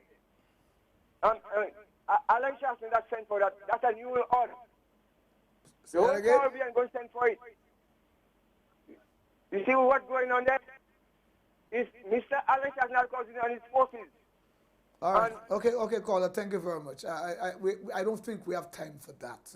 I don't think Alan Shastney causing any virus or any kind of new world order. Honorable Alan Shastney, the leader of the opposition, I don't think he's responsible for any new world order. But you were saying that the caller was making a very interesting point, that he's saying that we have to be tolerant and so on. Yes, because I think out of those different debates come the best version of ourselves, and that's where we're able to get the best solutions for nation building. And it's absolutely critical, which is why I do not support the blanket closing of radio stations for political retribution. What we have to do is, if there is a station that is not in line you need to do the paperwork, or, you know, because as Mr. King said, there was that station. Yeah. He said so too. He said that there was a few things such as paperwork has not been completed, or some derelict of duty or whatever, and so on. Caller, come in, please. Atwe caller. Eva. Oui. Lemon Kadi about slush. When a man can call and say Alan Shaston causing you order, and the minister is talking about we have to be tolerant of it. Like so you tolerate that garbage? I agree. Huh? I mean, come on. This fellow just want to just call and insult people, just like watching the man and tell the man I'm with guy and all kind of nonsense. Because you cannot tolerate them things. You cannot be tolerant. You have to put these guys in their place. True. I mean, in 2021, and we have so much ignorant people in St. Lucia. You know, let me tell you, you know how many thousands of Guyanese that are living, and relatives and friends and so on in Barbados? Over 40,000. Let me tell you, they don't know. A lot of their forefathers, Guyana, they survived the Yes, I mean, but I have family that used to live in Guyana, and they are here in St. Lucia now. They're my relatives. When Guyana was green gold, we migrated to Guyana to survive. I just hope this stupidness doesn't pervade. You know, I mean, these people are so, them people, I thought it shows our level of maturity and our level of thinking. Yes, I agree with you. Now, caller, you are spotted on. I appreciate what you say. People just want to call radio stations. I have heard people who call other radio announcers insult people on their show, and I never heard nobody come and condemn them. The only thing I want to say, caller, is that I have heard sometimes people share different views. I think sometimes people on some radio stations, and that's not only Sky FM, a number of other stations, people are not tolerant enough, as the senator would say. There are people who they exhibit a certain level of intolerance, and that's not nice. We are all St. Lucians, and we live in this country. We have, you know, our opinion varied. Everybody okay. share their political preference, but we have to respect each other. That's true. Correct. And I appreciate what you're saying there. You're right about I that. You cannot can't come and understand call, the the calling a senator radio station and names and making all this this kind of stupidness. distributions. I It mean, just shows sometimes, the level of our maturity and the level of our and this all comes from our leaders. Remember, people call people names, and people even in names. Parliament, they give people names and they call them a I certain way. all it does is filter down, So these things come from sometimes our own leaders in Parliament do these things, and people feel they could do the same, call people names and classify them a certain way and give them a certain nickname and all them things there. So this is not coming from, this is not too far-fetched. This is coming out from the leaders of the country. We need to raise our level and standard of debate in this country. Okay, thank you very much, caller. I appreciate that. Thank you for the call, caller. Thank you very much. Yes, thank you for the call. Caller, come in. We have another caller there. Caller, bonsoir. Okay, all right. I just want you to finish that point you were making about, or you was making about this, the bitch thing. I know they didn't get all, and I wanted you to continue finishing that statement. Very critical for the advancement of ancillary. When we came in IPA, we met a village that was neglected, had so much promise, had a great waterfront. It was neglected. There's still a laundry on the waterfront where the septic tank is leaking. So you're interrupt again? Sorry. Sorry about that. Caller, bonsoir. Come in, caller. Hello. Hello, good night. How you doing? Not too bad, friend. Thank you. Good night. Yes, I'm sure. Yeah, I'm enjoying the program. I appreciate that very much. And so far, I have Guyana's first cousin auntie, which were, their mother was born St. Lucia, and their father was born St. Lucia. But in the days when Guyana had the green gold, they had to go up there and work. Truly. And just like when it was in the 60s, in the 70s, a lot of St. Lucians went to St. Croix to work because of the U.S. dollar. Truly. It's not that our family did not have land in St. Lucia, but in those days, jobs was very scarce. I came from Soufrière, and up to now, we still have Soufrière has not developed. And when I left school, we just had a couple of factories and just one bank and Chasney. Even if you wanted to be a teacher, a policeman, a nurse, you still had to live Soufrière. Your family had land, they had food, they had everything, but you still had to live to make a way of life for yourself as a young person. So I don't see why they want to talk about cities from Guyana and all those kind of things. I agree. And another comment I have to say to that Richard Frederick. How can he say Sarah Curry finish in the UWP party, and I tell her that. I feel proud of Miss Sarah. And she was the one who had me to vote. I had never voted in my life. And when she came to me, she was on the Labour side. She was not even on the United Workers' Party side yet. And I told her, Miss Sarah, if you want the United Labour Party, I would have voted you. And I never had voted. But when she joined the party, I said, I am going to vote the United Workers' Party. And that was my first time I voted at my age. At 54 years right now. And we have to be proud of St. Lucians when we have women in the field working, especially women like Sarah. And Melissa Rambali was an Adventist. She never stand up by Sarah in the house when they came up about abortion. You're not eating swine, but you were eating the abortion. That's all my comments are. This tonight. And I'm telling Sarah, please, her career has not finished in politics.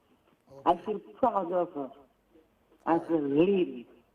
Okay. And I give her my 100% support. Okay. Thank you very much, caller. Yeah, good night. I see you have very educated callers. Yes, they have some very educated callers. They're on the ball. So you were saying that you wanted to develop ancillary. Okay, we have a next caller on the line. Caller, bonsoir. Papa, good night. Good night, Papo. Papo, bonsoir, bonsoir. C'est la fête. Pas moi tout seul, moi bien, mais quand là, moi, I'm guess moi. Mr. Fede, good night. Good night, my friend. How are you? I'm there, boss. I'm there. All right. Mr. Fede, the only thing I find now, but I have to address it, no diaper. When, I think you were in charge of broadcasting. Yes. Some years ago, right? Yeah. When our cell was closed, I didn't hear much rumblings about our cell, you know. You didn't hear what?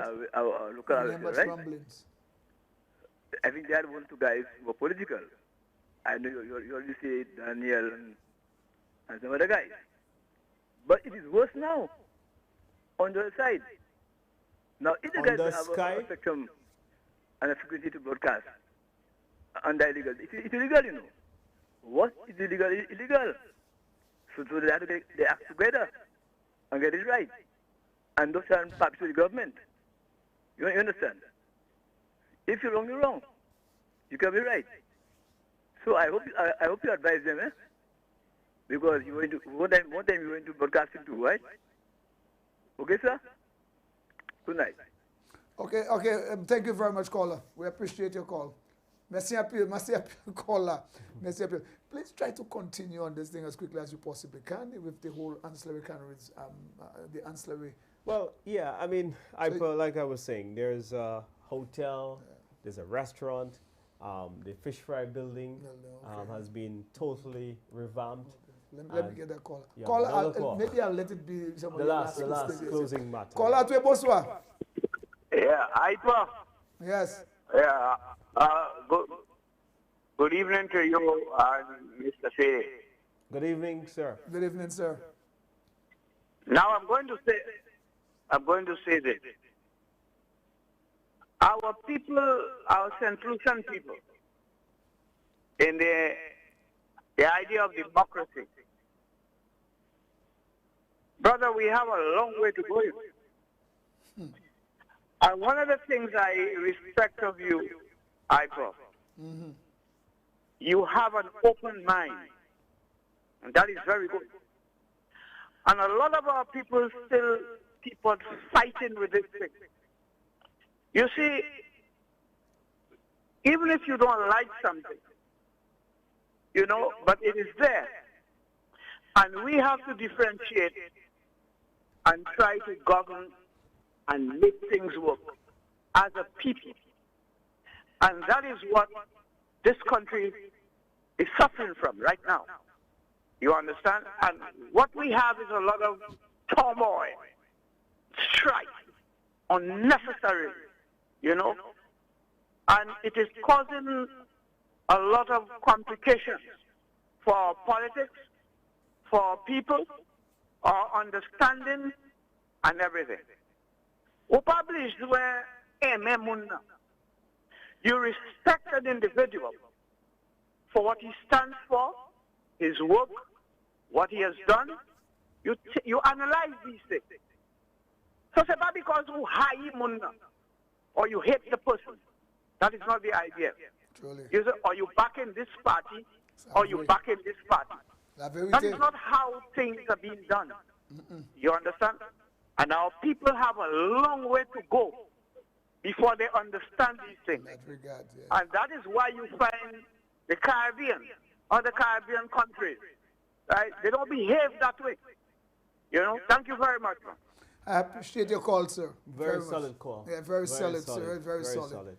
Yeah, and that's the thing, we need to be able to accept each other with differences, because we will all shape in different ways and in this world that we even twin. When you're born as a twin, both of you are you're just not the same. You have two different personalities and so on and characteristics. Call out way. Oui, bonsoir.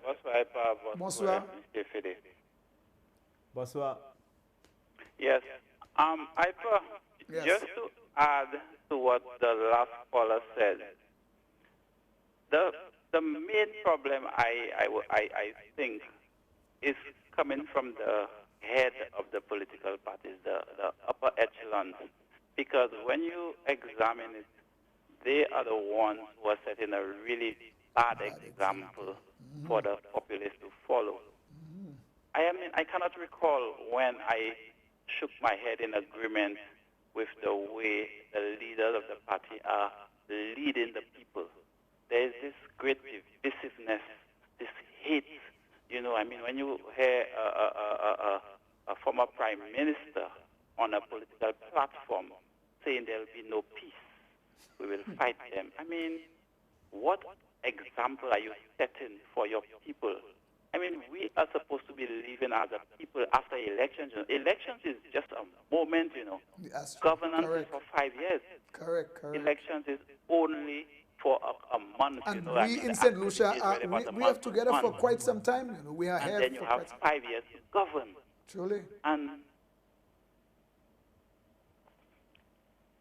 I'm not hearing you through the phone. I'm not I said we are together here for a very long time. Elections is only 5 years, every 5 years. But That we is have to right. live with each other for quite some time. Exactly. So we really, I mean, there is so much IPA that needs to change in St. Lucia. There is so much in terms of standards, you know, in terms of what people do. Drivers just uncourteous. The quick cursing of each other. You know, people just have a curse at the end of their tongue before, you know, you say anything to them. I mean, we have such a long way to go. I really do not know how long it's going to take. But I must say it has to start with the political leaders. I think so. And Caller, one of the things... Better examples. I don't know if you really want to hear me, but one of the things I think we need to start to change here is the way we do this campaigning, the canvassing, the way we start calling people all kind of names, the corruption we try to push there, and the way sometimes we say things and when we get in there, it's a different story. We must start to be a little bit more truthful. We campaign in one way, and when we reach in there, we say something else. We need to start to be a little bit more truthful. We need to say things that we think that can really happen for true, not because we think we want to tarnish the name of someone else or tarnish people who's in office because we want to get in there. And when we get in there, we realize we have to start towing the same line that we criticize. Yeah, exactly. Because you see, IPA, there's nothing wrong in actually pointing out corruption if you actually have the evidence of corruption. Exactly. But most of the time, the corruption card is used just for political mileage and expedience, and to tarnish somebody in order to win. And this is where, like I said, it really needs to start from the top. The political leaders need to guide the flock a lot better than they're doing. And I think, most importantly, there needs to be a coming together of the two parties in the fundamental pillars of the country. You're looking at health, you're looking at laws, you're looking at education, and these kind of things. In terms of the development of the country over the next 20, not 5 years. And crime, don't forget crime. Crime. We need to come together and say, well, this is zoning there, this is not going to happen there, this is not going to happen there, this is our health. So that when another party comes in, they don't just stop projects because they feel, well, the other party was doing something. Good point, Caller. Good point. Really need to find some kind when there are certain policies that you bring both parties down, get a middle ground, get some kind of organization to say, listen, let us see you all agree on this point here. Crime is really a menace to our society. Exactly. Let's take a stand on crime. This is the policy on crime. And when you stand behind that, there is nothing like, as soon as you get in power, well, whatever the other government was doing, we're going to take that out. We want to erase that. But we continue the policy that is in the best interest of the country. And you know, Caller, if I may just join the discussion just for a little bit, which is why I am so disappointed in what has happened so far in 3 to 4 short months. You see that we had a different St. Lucia Labour Party than the one that was in opposition. And I want to take you back to maybe just early in the year, maybe around April. We were supposed to close the borders. They came in, they didn't do that. We were supposed to get rid of the state of emergency. They told all of us that it was unconstitutional. They won the elections in July. we had a state of emergency that was going to expire in October, one of the first things I thought they were going to do was to get rid of this state of emergency because it's very easy to end.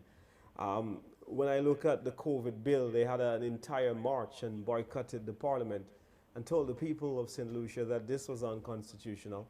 But all they have done is one main change, and that is to change the name of the command center to the National COVID Management Center. Really, I mean, this is ridiculous, and it is so disappointing along those lines. The Prime Minister said that he never promised 1,005. And then the tape showed up the following day showing that he promised 1,005. And so, there's no credibility. It looks like I want to say, caller, thank you very much because we had other calls on the line, so sure, we are very busy tonight. I just wanted to at least enhance on that last caller. I think it needed to be said. Okay, thank you very much. Thank you. I appreciate your call as well. Caller, come in. Yes. Good night, Ipa. Good night, darling. Good night. How are you? Comment Bien, qu'on y faut. Comment ouye? Madame Lucia. Hello, good night. Ouais, c'est même pas la même Lucia qui just fini couiller la Acadie. Ouais, en politique avec en politique Caribbean, you know, Caribbean.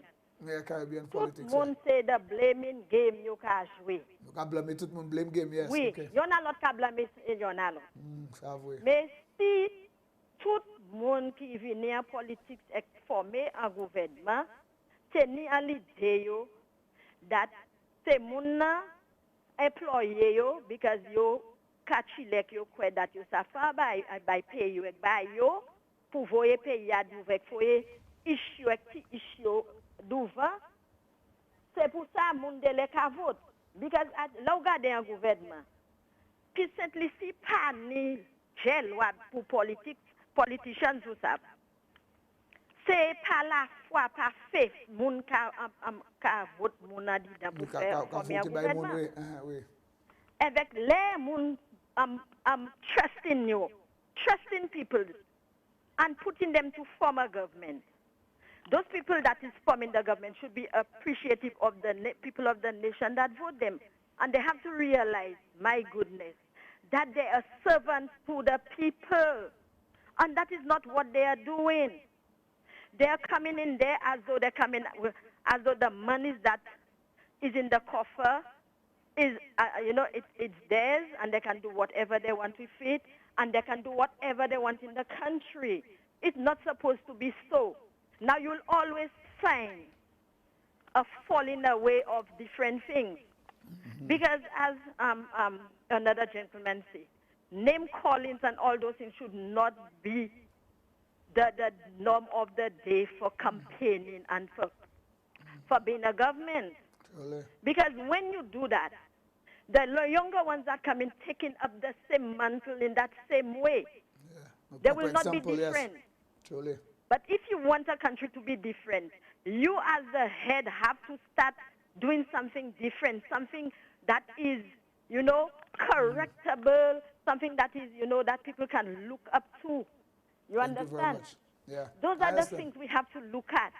Now, with crime and thing, is the morality, the immorality that is in our country that is causing crime.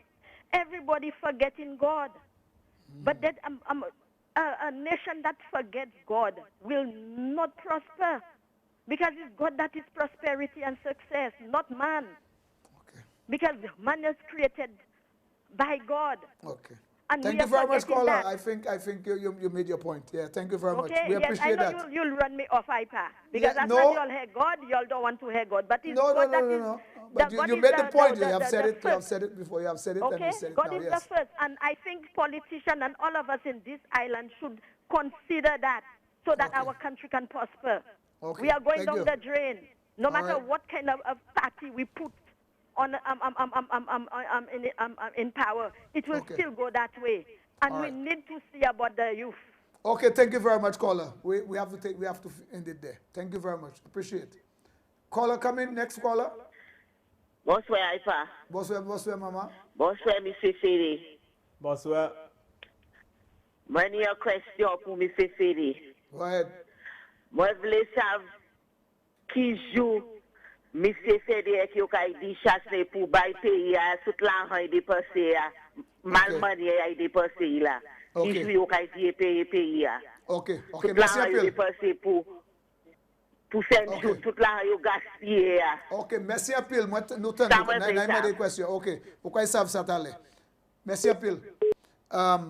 What I want you to talk about right now for me, Mr. Fede, is the 100 days, the SLP, any other call? The 100 days. How you would describe the 100 days based on the promises that were made and so on by the former opposition and their government now? How would you rate them based on the promises and the 100 days in office after the 100 days? Well, I think our word is our bond. And if you are going to campaign on something, then you have to keep your words. And so, you know, the Prime Minister said in opposition that within 100 days, he was going to give the people of St. Lucia tax refunds below $5,000, I think. I don't think that has happened. The mismanagement of COVID certainly has to go down in history of one of the most or the worst responses by our government to a national crisis. They've just been fiddling, very unsure, indecisive. And the country has lost all confidence in this administration as it relates to their management of COVID. 188 deaths, I think it is, in 2 months cannot be success. When I look at the fact that they continue to copy the same policies of the United Workers' Party because there is no plan, and they continue to stop projects and victimize people. A lot of caretaker workers and people who work in the NICE program as caregivers have been terminated. Sanitation workers across councils island-wide. You know, a number of contractors that are deemed to be United Workers' Party supporters on major national projects have seen their projects come to a halt. You look at the Rodney Bay Road project, it's stopped. The St. Jude's project is stopped. The Talvan housing project, the Shock housing project. I mean, they've just put the country in a standstill. And, you know, it's not clear to us why. And it's just a lot of splitting of hairs and people coming up with very, very minor issues to stop very major projects that are important for the furtherance of our infrastructure and for the creation of jobs, especially now in the middle of the pandemic where our economy is just starting to recover a little bit, but the construction industry is critical. A number of people who have done projects in the CDP program, Constituency Development Program, that's the Taiwanese funds. These are small contractors who build walls and drains and footpaths, and they have finished their projects for as long as 5 and 6 months, and they have not been paid by this administration. Because why? These were people who they believe are UWP supporters. Now, in contrast to that, you go around the country and you see that the projects that are continuing are, or it would appear that they are projects that are executed by well-known supporters of the present regime. And, you know, we can't be selective in what we're doing. If you're going to stop all projects, then you should stop all and do a review and come back to the drawing board. But what I believe that is happening now, it's a massive characterization of politics. There isn't any plan, and I'm worried about the future. And up to now, we cannot see the Prime Minister outlining a comprehensive plan to recover this economy in the short term, in the medium term. What are we going to do for the creation of jobs? All of the things that they have criticized about healthcare and national security, and what are they going to do about that? How are we going to fix all of those challenges? I think this is probably our last call. I really believe that Sky FM is really small in comparison to the magnitude of the problems that we confront now as a country. And that's absolutely critical, that we must now focus Caller? on the big picture, Okay. manage the country, because you've been given Yes, an good night, overwhelming mandate by the people. Yeah, of good St. night, Lucia. caller. Come in. Good night, Mr. Fede. Good night. Mr. Fede, as a supporter of the United Workers' Party, which I have been for years, for the last election, sir, I could not have supported you all. I could not have supported the things that Mr. Shasti did to our country. And as far as I'm concerned, I am a patriot. Too many things happened, and it was glaring. It was in our face. We saw it. A lot of the flashing mirrors, like the St. Jude Hospital is one of them. With all the adding you all put in, pretending that something was done and nothing was done for so much money that was spent. So, and as long as Mr. Shasti is head of the party, sir, I could never support it again. Okay. All right. Well, I want to thank the caller for her contribution, but there are 37,000 people who have disagreed with her. And, you know, I don't agree that nothing has happened with St. Jude's. In fact, shortly after the elections, we were taken on a tour, the senators and parliamentarians, and what I saw was chalk and cheese. It was an immaculate building that was constructed. The hospital was... I can't hear. Caller to bonsoir. Come in, caller. Good night, good night. Good night, good night. Good night, Mr. Hyper. Good night, Mr. Fede. Good night. Good night, good night. Go ahead. I just come to congratulate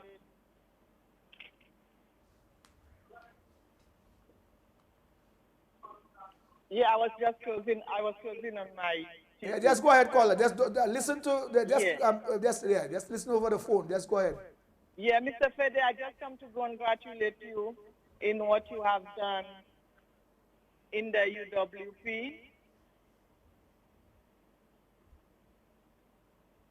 Thank you very, very much, caller. Yeah, sounds like a voice that I know very well, but thank you. Where you was representing.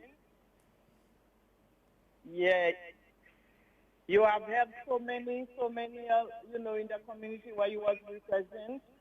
And I wish that you will continue in the UWP. Wish you all the best to continue and be strong. Do not give up. We all are there for you. Thank you very, very much, caller. Thank you so very, very much. Okay. Sounds like someone from your Ancillary constituency. Cannery. Yes. Yeah. Okay. Thank Okay. you. Good night, caller. Thank you very much. We appreciate your call. Thank you. Yeah. Right now, probably is the best time for you to finish this conversation about ancillary, knowing that the lady just finished call from ancillary with this hotel project on the beach and so on. What we were trying to do, IPO, was to really elevate ancillary, take it to the next level. And so we began by putting infrastructure so that ancillary and neglected village can get into tourism. So we put a hotel in the location of the old police station building, where it has been dormant for many, many years. We put a restaurant in the area of the dormant community center building, which was an immaculate facility. If you go there now, you'll see it. And then, of course, there were plans to extend the jetty, and I hope that those plans would continue so that the discussions we had with the ferry from Martinique, that the ferry would come in and bring tourists from Martinique into ancillary. Wow. And bring tourists from Martinique. The fish fry building, the project has started there, and then another phase of it was to overhaul the ancillary square. Now, all of this work would have been culminated with the brand new state-of-the-art health center. I don't know if you've driven through ancillary, but not for in the old location of the previous health center next to the field, you will see that there's a polyclinic in that area, but it's one of the most immaculate facilities. And so by putting in that infrastructure, we were getting ancillary ready for the tourism business. And so we can create jobs and create the opportunity for small businesses in ancillary to flourish and to thrive. and for more opportunity for many people from the village and outside of the village to now invest in other small businesses, in more Airbnbs, and to really take the village up a notch. A village with so much potential. But what we continue to see is the same old politics that some of your callers were discussing tonight. And what we have to do is to make sure that we focus on the big picture. I have said tonight that we cannot continue making false promises to people and giving them false hopes by having them to depend on the STEP program alone. And that is the sum total of the Labour Party's economic development program. We need to make sure that in addition to the short-term programs like STEP and NICE and other initiatives, that we have a long-term economic development plan. And the Labour Party doesn't have a plan for this country. We haven't seen that plan enunciated. And, you know, a country without a plan is a country that plans to fail. Okay. Our final caller. Caller, come in, please. Caller? Yes, good night. Good night. Good night, Ipa, and good night to Mr. Fede. Good night. Good night.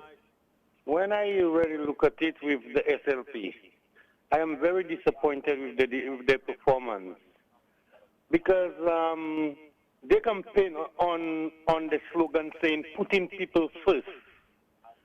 And when you really check it, if SLP was putting people first, if SLP was putting people first, SLP would not stop the project that was going on by the UWP. Because you cannot tell me you say you're putting people first and you're stopping all the projects as soon as you get into power. What about the people that was working on them projects? What about them people have families to feed? Them people have bills to pay, and you telling me you putting people first, and you stopping every project the UWP had going on? Eh? That is very disappointing. Very, very. The people have their family to feed, they have their bills to pay. When you stop the projects, what you expect to happen? What you expect them to do? And you know, caller, those projects came about because we understood as a government that with COVID, many people had lost their jobs. I'm very disappointed with SLP, their performance, and too much victimization. The moment they know that you're not a supporter of the United, you're a supporter of the United Workers' Party, they will get rid of you. And you talking about putting people first? I would rather they come and speak the truth and say they're putting their supporters first than putting people first. That's what they're doing. They're putting their supporters first. And I'm very disappointed.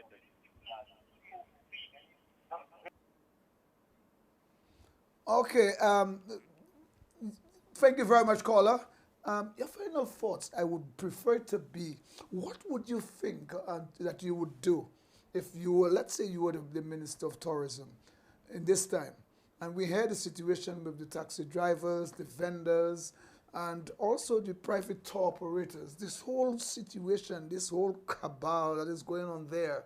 How would you deal with something like that? Because right now we're looking for certification for the vendors arcade and for the craft market, and it's a problem about who's vaccinated, who's not vaccinated, who must get certification, who has the right to do pre-arranged tours, and who must survive, who must eat, who must drink. And I know this whole question of the whole COVID and all of that, but basically other people in St. Lucia has to survive. They have to eat. How would you deal with something like that? I remember when we were saying, let's reopen the country. And there was a lot of trepidation about COVID. People were very worried because people felt that the disease was coming from overseas. And I'm very happy that we took the bold decision for exactly this reason. Because there are a number of people that we understood rely on the tourism sector to be able to feed themselves. And so what we did was to make sure that we move with a rapid pace in getting as many hotels reopened as possible. We brought in the cruise ships as soon as they were cleared by the CDC to make sure that they came back. We went to the airlines and we said to them, listen, you can fly to St. Lucia. we set up a set of protocols that can help to manage the flow of people into the country, but to also reduce the level of risk that those individuals would have had on bringing the virus to St. Lucia. But we moved very, very fast because our economy could have collapsed and we would have lost a lot more jobs because there were 16,000 people who were unemployed overnight with COVID.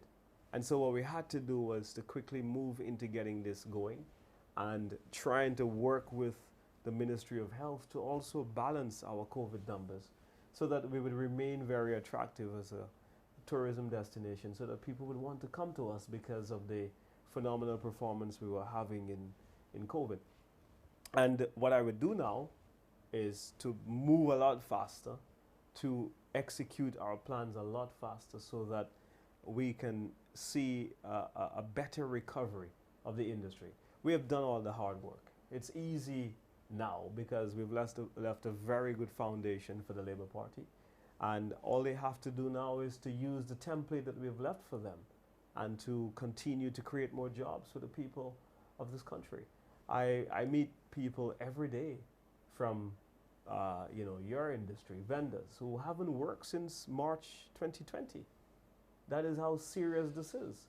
And the bills are piling up, and the loans are piling up, and the moratoriums have run out from the banks, and the patience have waned thin. And people now are in a state of desperation. What would you suggest in terms of vendors, taxi drivers? What would you suggest if you had to suggest something to the government? Well, what has to happen now is we have to make sure that everyone get the best opportunity to participate. We need to ensure that the pie is, for a long time, you've had the issue of people coming to point surfing and bypassing the taxi drivers. And that is something that needs to be addressed, but at the same time, I think that the government must ensure that we give the taxi drivers the tools to become more competitive, so that the taxi drivers are able to compete for some of the transportation contracts with the big tour companies and cruise lines. And we have to be fair as well. The taxi drivers are paying a peg as the preferred taxi association to be at Point Surfing and also at La Place. And we must honor that commitment by the taxi drivers. And we must find a way, we must come up with solutions so that there's a happy medium between the taxi drivers and the tour companies. But this situation has been allowed to get out of hand. The vendors. Well, the vendors, we have shown how we can coexist with COVID. And there's no reason why we can't institute protocols and to ensure that the vendors are up and running. You remember when I was there and we worked together and we got about 250 vendors trained in how to raise revenue, how to become more competitive, how to have product differentiation through the World Bank OECS Tourism Competitive Project. And what we have to do now is to make sure that we empower the vendors to get that. But it's all about business, isn't it? It's all about you and your vendors getting that opportunity to sell it. But all roads are leading to Soufriere now. And we have to now speed up the Castries redevelopment project that we had about 40 million that we left. Now they have stopped the market project. But to improve the market, which really it's one of the biggest regrets of our tenure, is that we didn't see this project commence. It really was to make the arcade and the market a lot more exciting and attractive so that people would want to stay and make it an experience so that when people are staying in Castries, then you have an opportunity to have a sale, your vendors have an opportunity to have a sale. But at present, what we're doing is we are making the cruise product Soufriere. And we have to decentralize the cruise product, and we have to create other exciting opportunities. We have to work with the cruise lines and come up with that product development, and which is what we started doing in Castries. You have the market that's right next to the harbor. On an annual basis, 800,000 cruise passengers come.